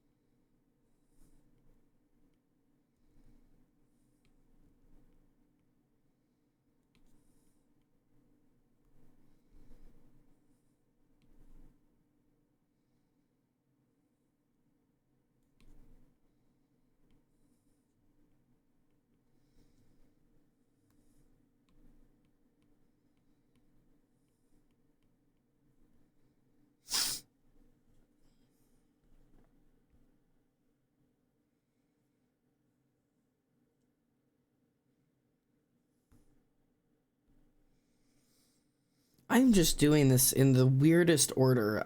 There's not been an ounce of continuity to what I'm working on over here. Now his clothes are done, but his hair is done, but his clothes aren't done, and his hair ain't done. And two of them have their horns done, and the other two don't. And everybody's got skin kind of done, and I fucking don't know where I am. I'm just doing fucking whatever, man. I'm over here hooting and hollering.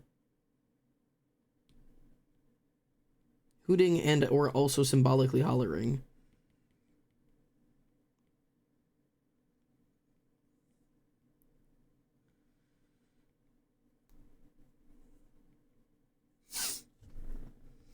There's a method to this madness somehow. I don't know if there is. I'm just doing whatever calls to me in the moment. I'm just putting shit down.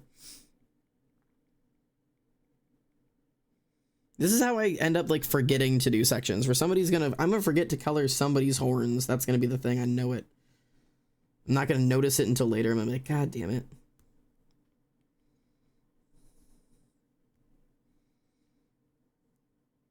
I'd buy your love.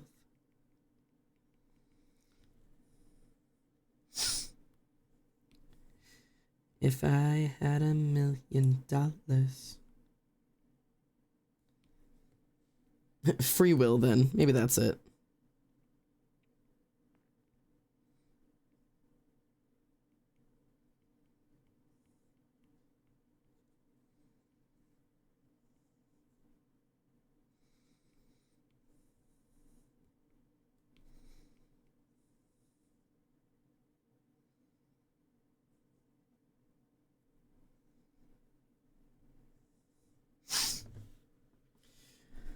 Oh, ad watchers. You submit once more to an ad. How long have we been live? Holy crap, it's been 3 hours.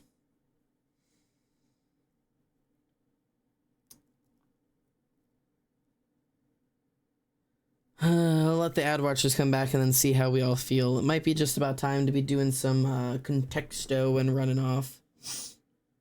These poor guys get tortured for your paycheck. It's not a big paycheck, I'll be honest.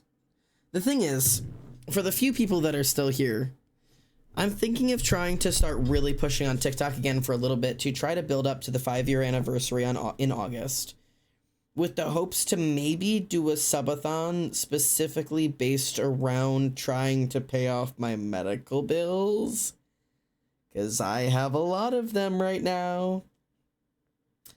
And I'm thinking maybe that would be a good use.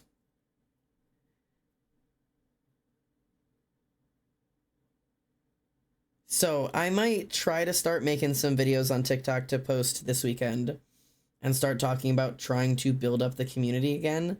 So I'm warning the mods beforehand of like, I'm going to attempt to start doing some of that. Hopefully you'll start seeing some influx.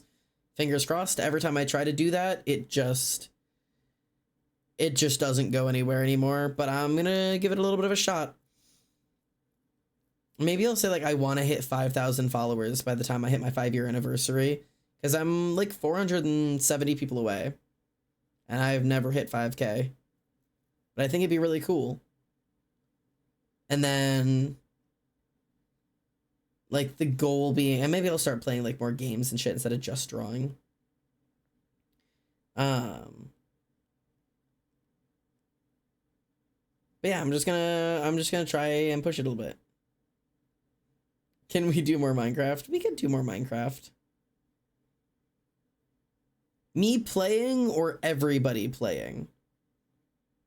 Drawing is the best. I promise I'm not stopping drawing. The thing is, I've screwed myself over by being too diversified, because we have people that specifically come here for art streams and people who specifically come here for game streams, and so I've really split my community.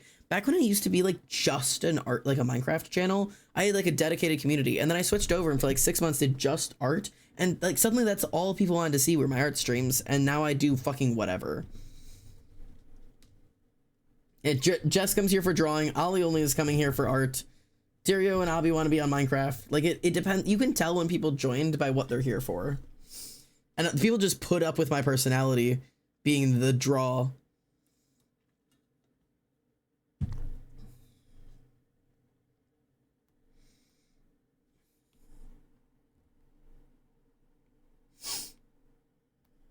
I like our streams because we talk the most. That's true. I do the most community interaction art streams. I know a lot of people like that.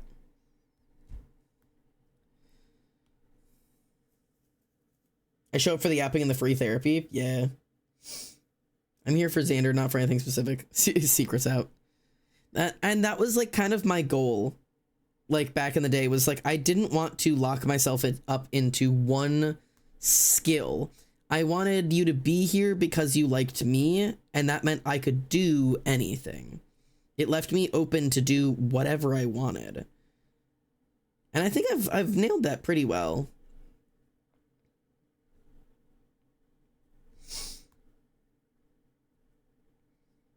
I say to the concurrent about 8 people who come to watch the streams. I didn't say it was going to be a great personality or that many people would like it. Just that that was the goal, and I had pretty much succeeded.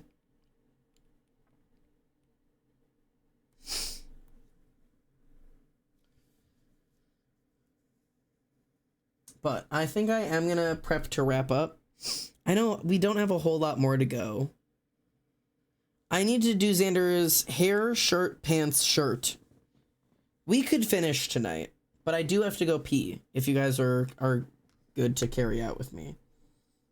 I like whatever's wrong with this place, so I think you did good. That's fair. Are you all good to hang out for a second? I'm gonna go piss really quickly, and then let's finish this up. If I lock in, we can get through this. Stick around, my 5 people who are watching. BRB screen. I don't have a good song to play right now.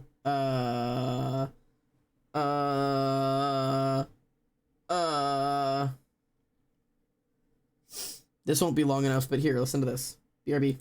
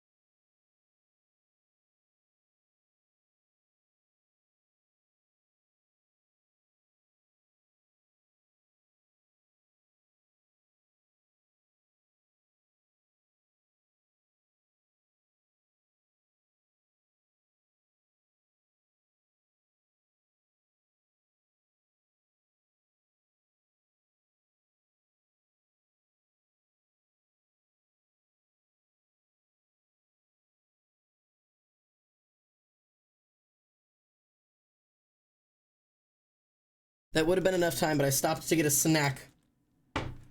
I wanted a snack. Apollo, get out of my room. Out. Get.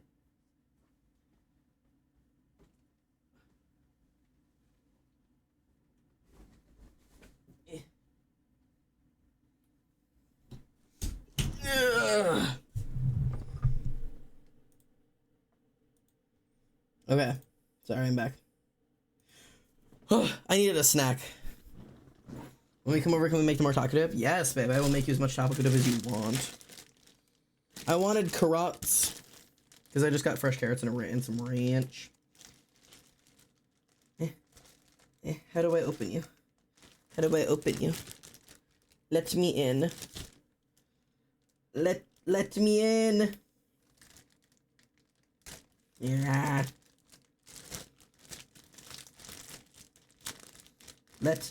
Let Xander have carrots. It looks like it's perforated, but it's not perforated. Ah! Did I open it too hard? Wait. Wait. Cheerio, when will you be here? Is that September? I gotta remember to take off work. My god. Let me into these carrots! I got it. Are you supposed to wash baby carrots off?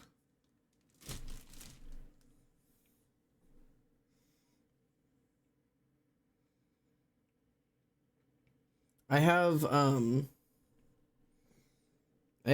a shot glass full of ranch.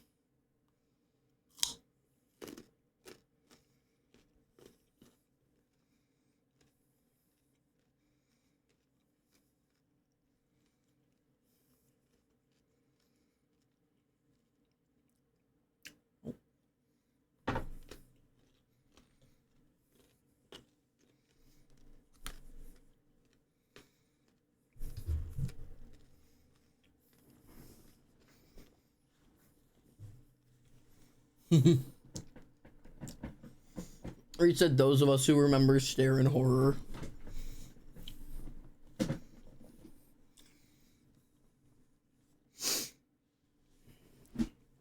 The question is who remembers and what do they remember?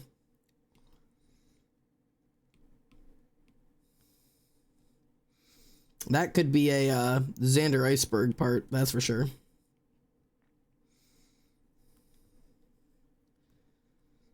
Oh, Tyrio was saying the dates you were gonna be here. I thought you were like quoting the dates that Reese remembers. I was like, I don't think that's right.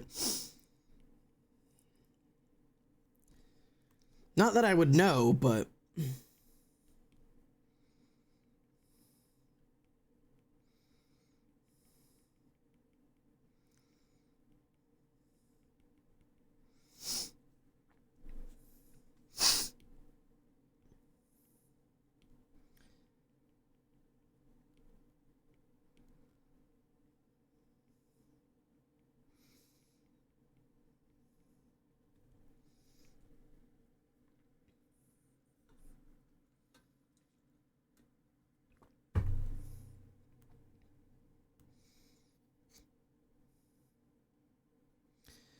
I wonder if I can make these scars stand out better.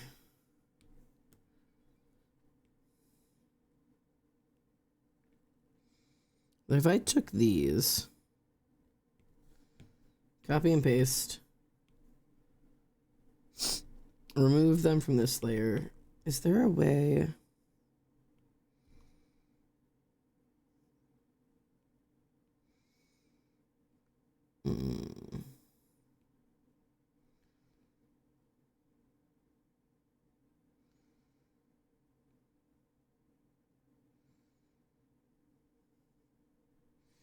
Maybe if I just do multiply, but like really lighten them. Nope.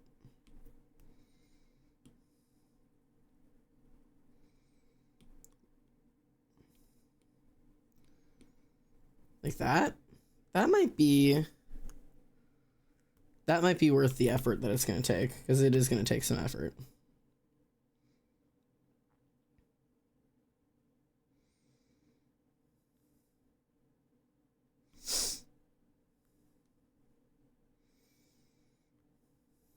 Actually, it shouldn't be too hard because it's just these.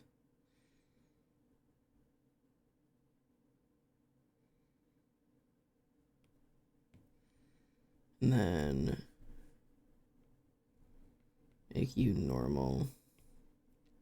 Merge these, lock them, make you a multiply layer.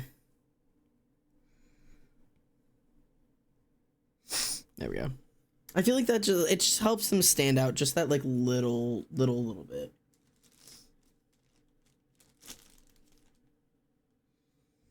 I'm confused. I think if I'm correct, Reese is referring to there was the first thing that popped into my mind was there was like a clip that I made that I thought, but I think she's referring to the time that I drank an entire shot glass of ranch on stream, if I'm remembering correctly.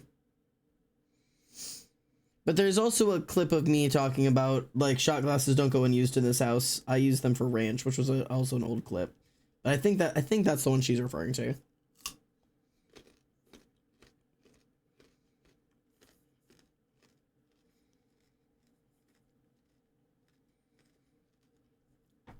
That would make sense.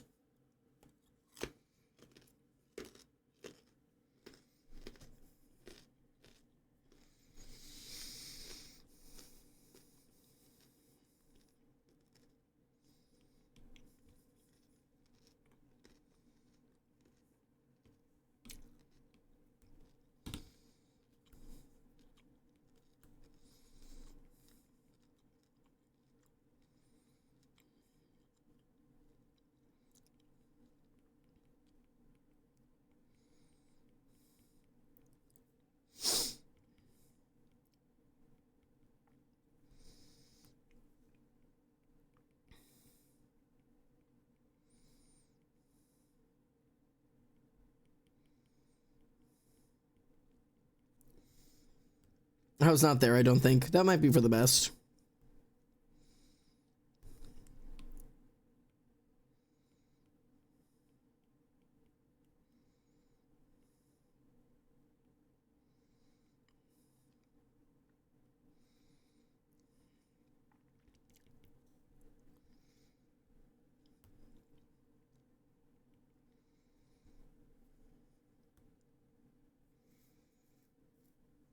Okay, let's do hair. We got 2 hairs to do. All the horns have been horned. We've got some hairs to do still.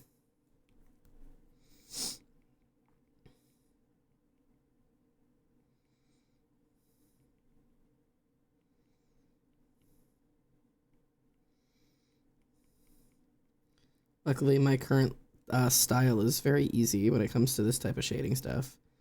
Because I'm not blending shit anymore, and it doesn't have to be smooth. I just do whatever the fuck brings me joy, honestly. I just do fucking whatever. And I normally would go cooler here, but I actually want to go warmer. Because I'm going to make this like sunny background here.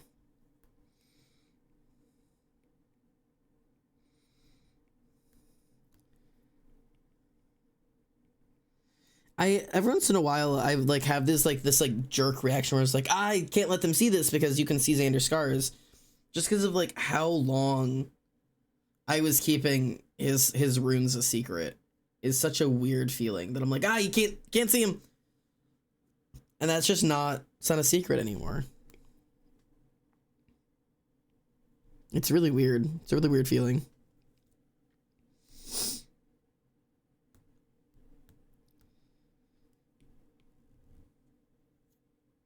I love Xander with his hair in abundance, low-key cute. It's cute thinking about him with his hair all tied up, except, like, obviously, this is such a dark image.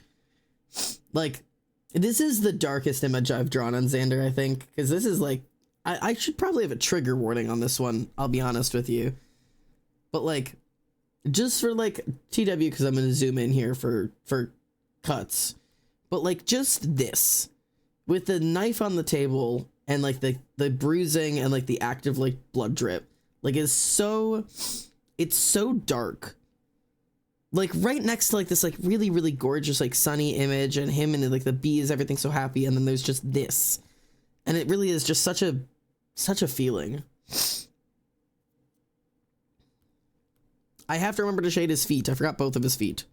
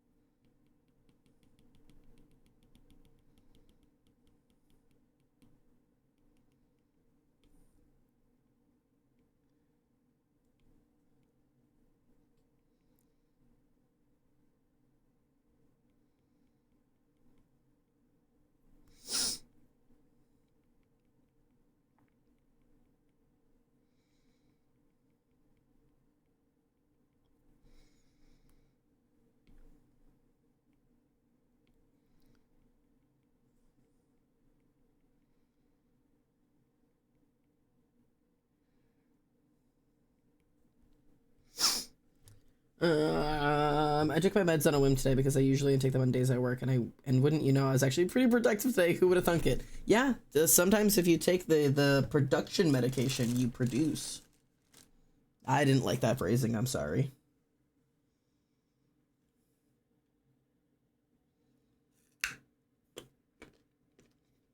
Good job, mate.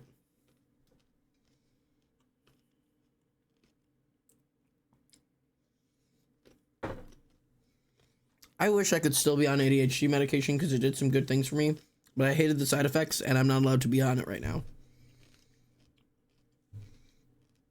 Until we figure out just how fucky my heart is, I'm not taking any stimulant medication because we don't know exactly what's going on. Until we know that my heart won't physically blow up if I fucking take ADHD meds.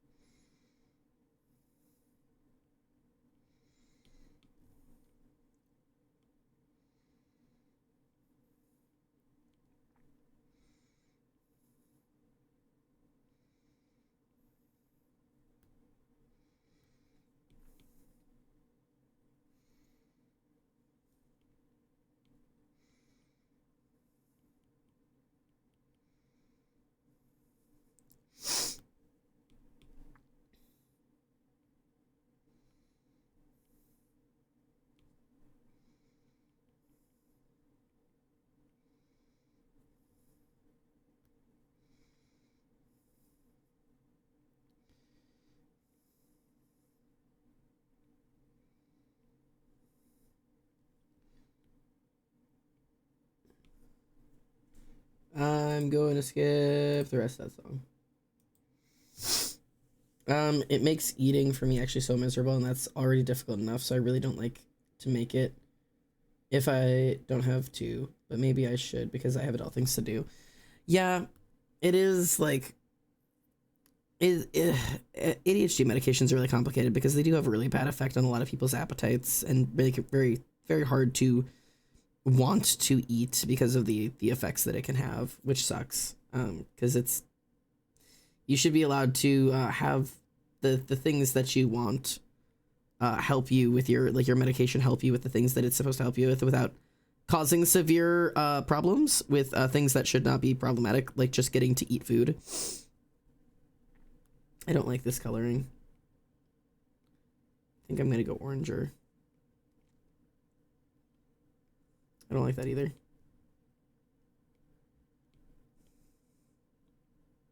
Just gonna screw with this until I like it. All of this is wrong.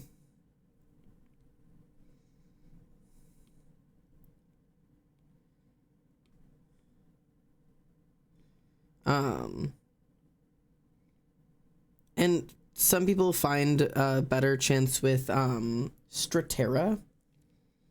Not that I'm here to give you medication advice, because I'm not, because I don't know you. But Strattera is a ADHD medication that is not a stimulant. So it is one of the ADHD medications I am actively looking into because it's non-stimulating. So it shouldn't give you anxiety attacks. It shouldn't suppress the appetite the same way. There's a lot of other there's benefits for people who can't generally take ADHD medication. Strattera is an option. It's a fairly new medication, so not everybody knows it's an option. But it's a really great option for those who it works for. It does a lot of really good for some people.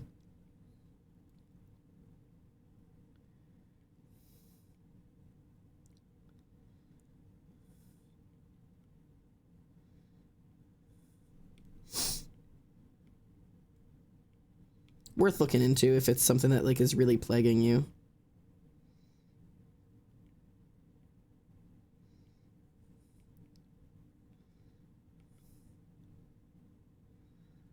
Might not solve your problems, but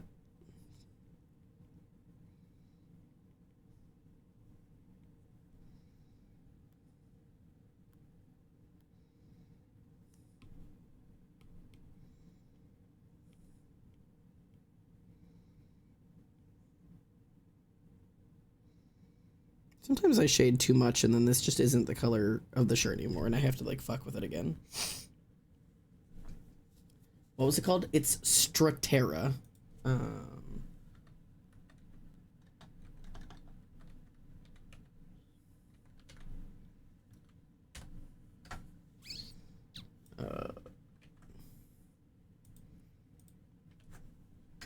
you go. Strattera. It's a non-stimulant ADHD medication. It's a selective norepinephrine reuptake inhibitor. Norepinephrine being the medication that the neurotransmitter that you need more of, usually in ADHD. So it's kind of like a, think of like a SSRI, which is like a serotonin reuptake inhibitor. Because depression means not enough serotonin. So instead of giving you more serotonin, gives your brain more time to absorb. Same thing, but for ADHD.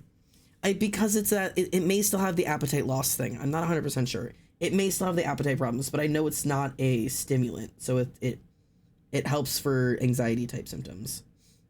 Because it's still increasing norepinephrine, it might still decrease appetite, but I'm not guaranteed. Ow.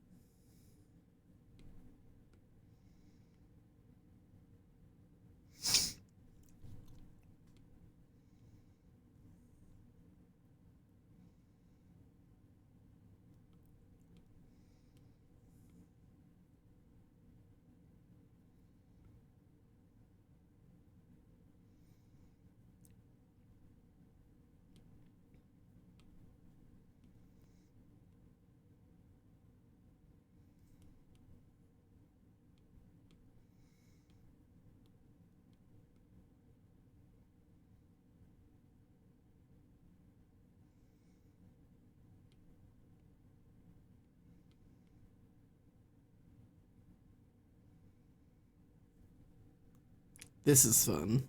I like this a lot.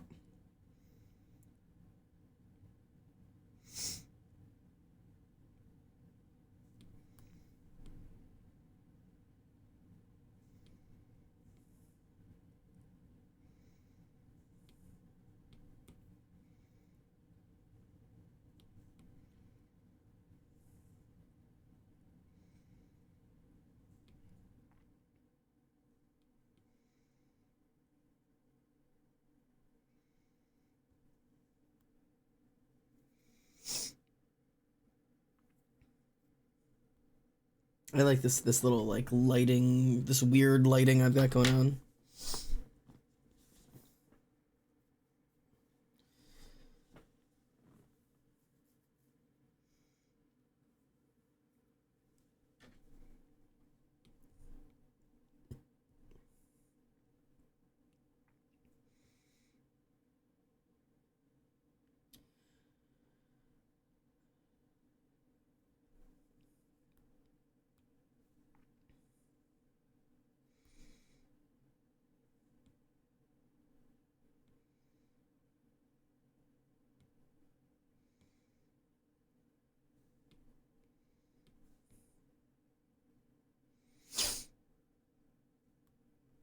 Okay. Only thing I need now is the shirt on this, which I unfortunately have to do multiply layer for because I'm just not attempting to shade an ombre like this. I don't have interest in doing that.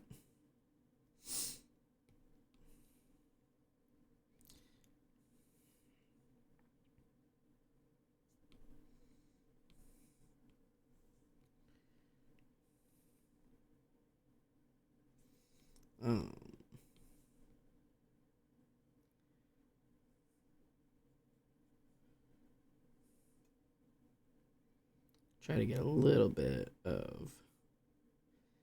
It's just it ends up multiply layers feel so dull.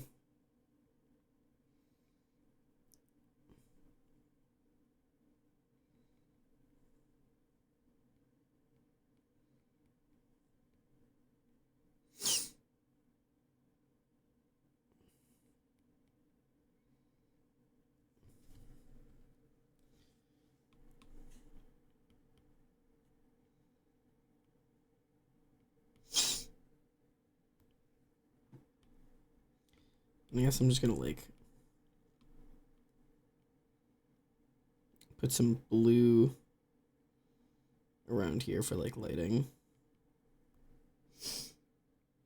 But I think that's kind of it for Xander. That's kind of what I'm looking for. I'm gonna really quickly shade his scar because I feel like I never remember to give that depth. I do be forgetting that, but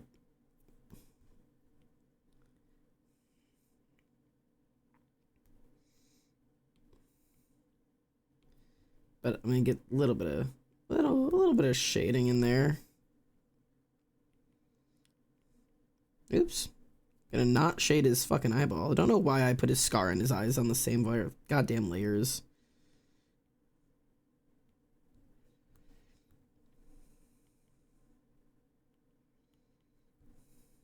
Okay. But that's pretty much Xander.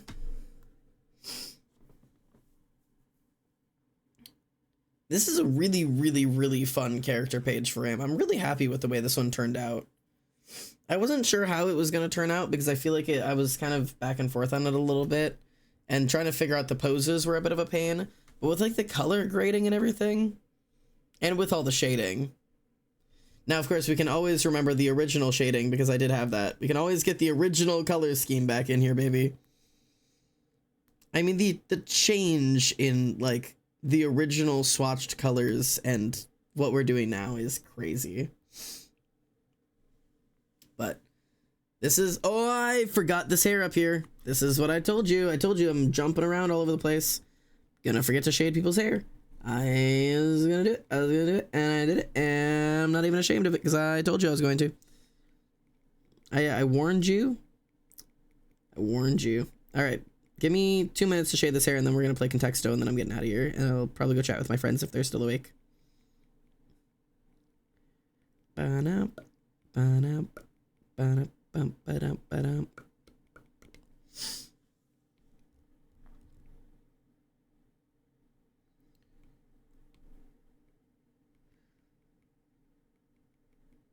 Put a little bit of color in there.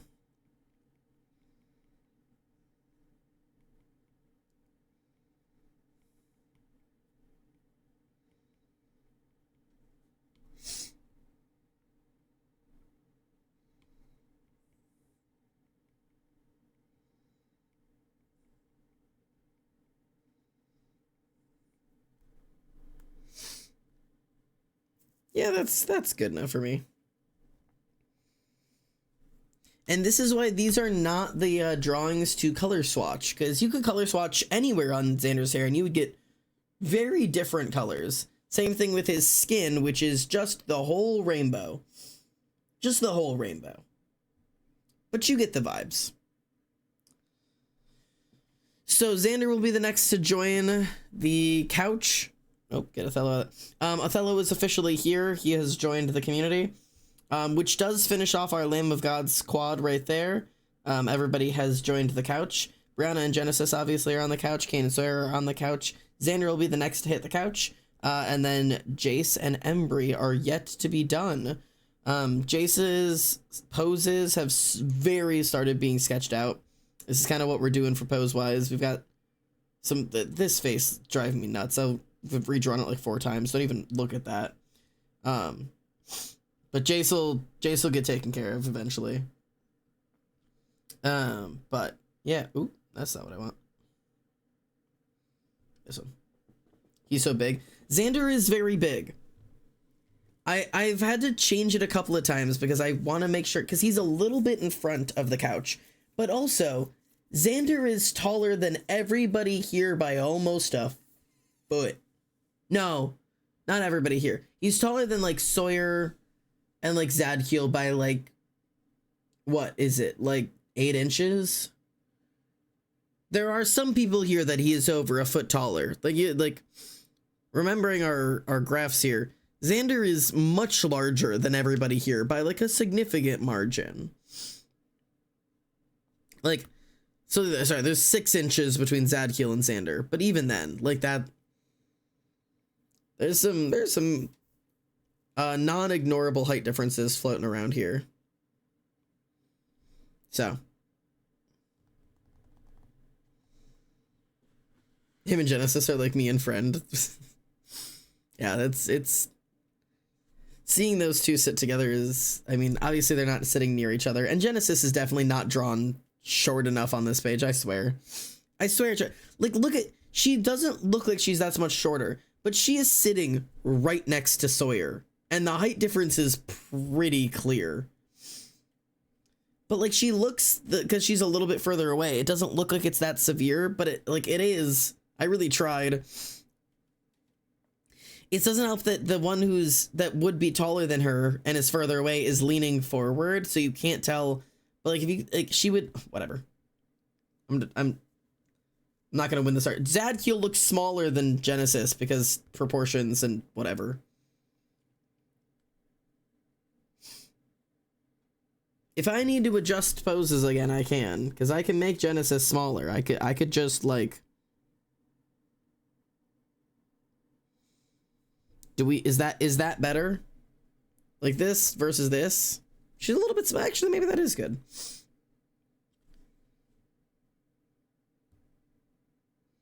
Do we want big or little?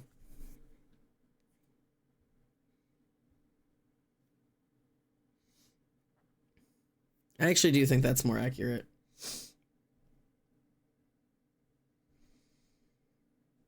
Also, Zadkiel is just never big enough, but Brianna's supposed to be like, or Myra is supposed to be like leaning over him, so I'm like really struggling. I've not been able to like nail. I don't want him to look comical, but also he is so much bigger than these people. But like, it's not like that. It kind of is.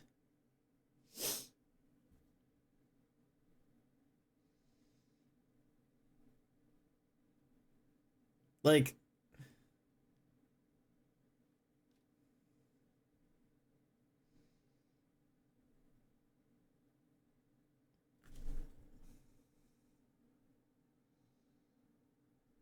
Yeah, maybe I will have him be bigger like this. Keep my sizes a little bit more accurate. Zadkiel is quite a bit bigger. Whatever. Alright.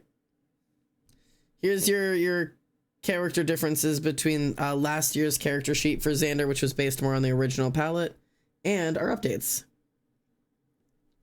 There you go.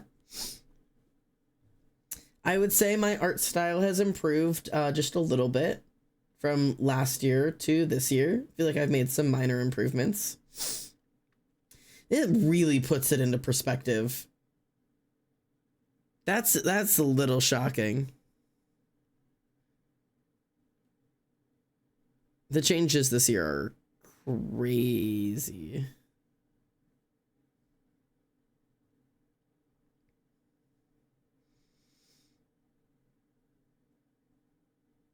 Whack. I'm in love. I think this is my favorite character sheet now. My favorite for a while was Kane's, and then I was kind of tired with Kane and Genesis, but Kane's was kind of my favorite. And then Sawyer's is also really far up there, but I think Xander's might be my favorite. Oh, but I'm really in love with Brianna's.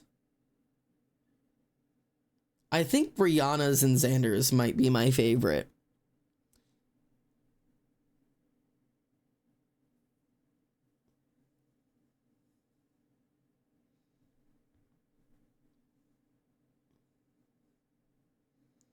I don't think there's anybody's that I dislikes. Somehow not shockingly.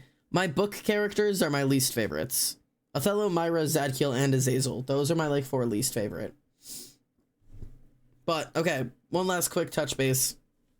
For all of the updates so far, Xander has become updated Xander. Zadkiel is now an updated Zadkiel, which really not much changed, just better drawings. Azazel with updated Azazel. We have updated all the tattoos, which is a pain in my ass, but great. Honestly, these drawings aren't great. Could have done better. Myra with our updated Myra. Honestly, huge updates, huge win. Othello with updated Othello. Again, some great updates and changes were done here. Brianna with an amazing change update. This is the best, before and after photo is Brianna's. Genesis with updated Genesis. Brianna and Genesis, because they were the newest characters, went through the most drastic changes, and I think those are some of the most fun. Because this is Genesis, but this is Genesis. Kane, with his updated Kane, another really great development. And Sawyer with an updated Sawyer, again, some fantastic developments. And then Jace with his potential upgrades, eventually. We're still working on it. Don't mind how bad it is right now. And Embry with nothing as of now. We are down to 2. The final 2. Aww. Old Xander. Old art reference. Jesus. And the old Embry art. Hey, babies. And our old this is one of the oldest character sheets I have on here. This is an old one. Jace has had a couple of glow-ups in his time.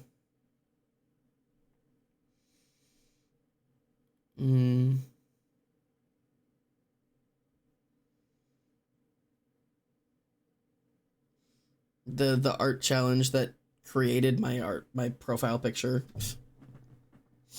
Hey, actually, I have a very different style now. Maybe it's about time to do one of these again, actually. That might be fun. I would consider doing that again. Because I don't draw either of these even a little bit anymore. Might be about time. What the fuck is the opposite of this?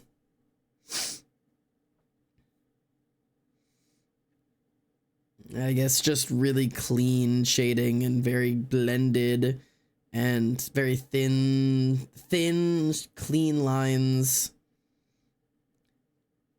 I would say the opposite of my current style. Yeah, I have to get crazy to say the opposite of my style has to get more vibrant. What have I done? Who am I? I don't even know myself anymore. I don't even know who I am anymore. We gotta go backwards. It would be like if more vibrant, but also like the opposite of my style would be like Emily's older style, where it's like super thin, super clean line work with like super smooth shading, or maybe like cell shading. Cell shading might be like the farthest from this.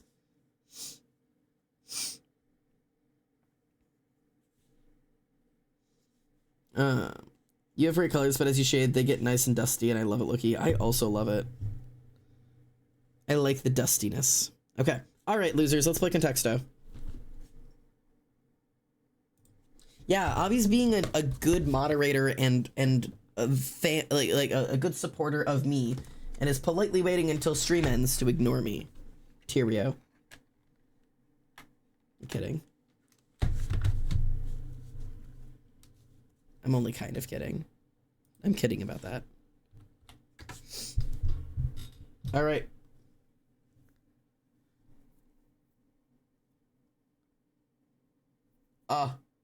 For the first time, they're asking me to turn off my ad blocker. Sorry, Pookie. First word, fish. If that's correct, I'm banning you, by the way. All right, you're safe. I also invited you to be my friend, Xander. Second word, dumpster. Sure. It's not dumpster. Crab. It's not crab. I would like my word to be carrot today. It's not that. Coral. It's not that. I'm gonna do man and woman. Ooh, closer to woman than man this time. We're closer to woman than man today. Bucket. Oh, that's bucker. Bucket. Oh, bucket is actually our closest so far. Ocean. Hang on, cage. Hang on, frog. Hang on, rabbit. Garage. No, says Rotten. Flower. Drink. I'm just going as fast as a drink is only 100 words away. Flower is only 100 words away. Flower. House. Did somebody say drink already? Xander, we're just definitely closer to man than woman. Oh, I can't read. Sorry. Axolotl. I can't. It doesn't exist. I don't know how to spell it. Pollen. Dirt. Spelt like that. Dirt spelt correctly.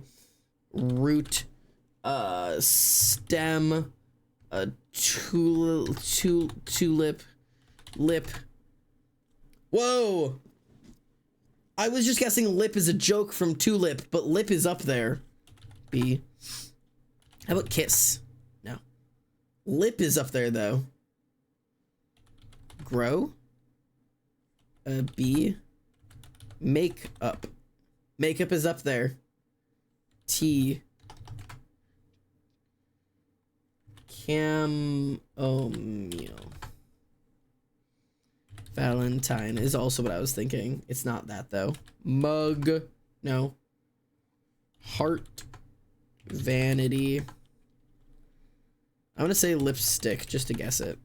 Lipstick is up there. How about blush? Not really. Chapstick. Guess it's not a word. Tree. How about blossom? Not really. Gloss. Shine. Shimmer. Sparkle. Glitter. Well, glitter and shine are up there. Lip gloss. Nope, not a word. Foundation. No. Conceal.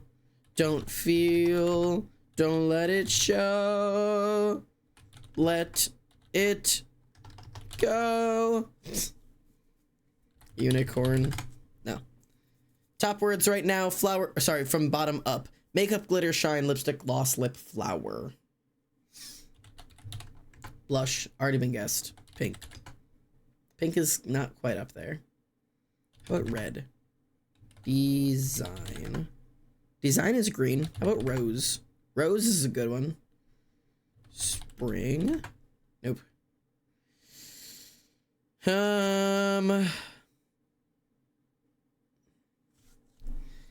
How is man closer than woman? Lady. Darling. Pookie. Not a word. Romance. Nope. Lemon. Lemon is up there. How about lime? Lime is not. Fresh. Fresh is our second closest. How about soap? Soap! Soap! We're going in the soap direction. Soap is 26 words away. Paint. Paint is 22 words away. Wait, hang on. We're going in both directions. Lemongrass. Why are we back to lemongrass? Scent. Scent is 11 words away. Top word, top word. Chemicals. Chemicals is 61. Top words currently: fresh, flower, chemical, soap, paint, scent. Bath. Perfume. Perfume is 6 words away. Clean. I was waiting for somebody to say cologne. Hang on. Is that not how you spell cologne? Pristine. How do you spell cologne? Pristine is not it. Deodorant.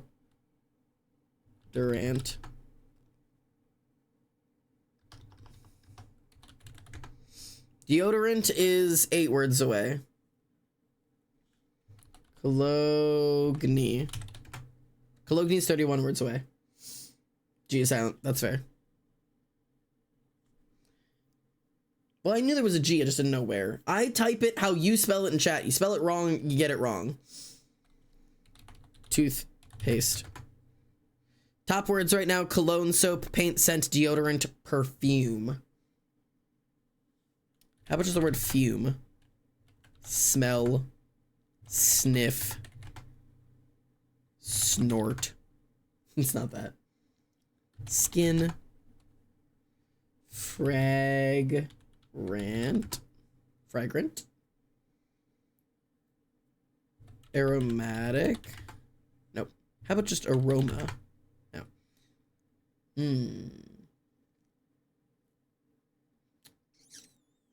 Spray.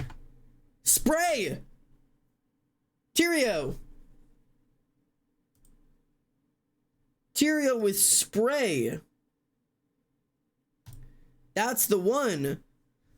Top words being spray, lotion, mist, aerosol, gel, perfume, liquid, deodorant, sprayer, wash, scent, fragrance, shampoo, nozzle, Oz, and brush. I don't know why like water or hose isn't on there at all, because that's crazy. But all right, crazy. Good work. I guess paint is on there. Oil, nasal, rinse, lavender. Insect is up there. That went well today. Good job. Took us 81 guesses, less than 100. All right, doing my Letter Rosso really quickly because I do really like playing Letter Rosso. I like to start with shark. H and A are there. Plunder. I was just gonna say thunder, but that I've already done so much of that. Fish.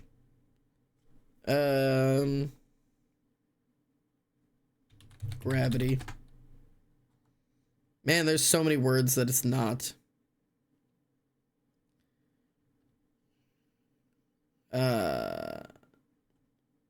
Shambles. Ham is in there. Wham. Hey, okay, it ends with ham. It ends with ham.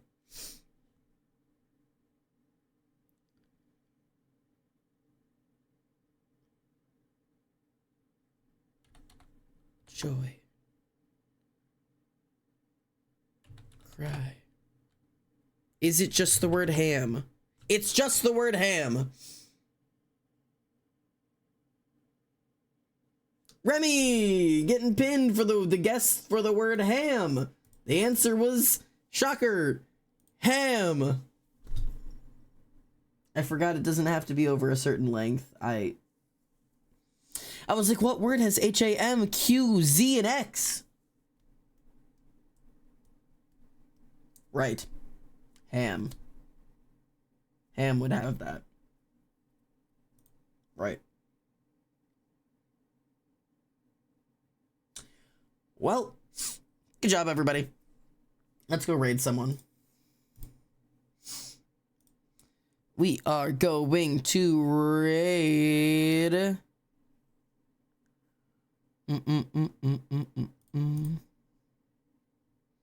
Let's see who's around right now. I'm just looking at other artists that are live.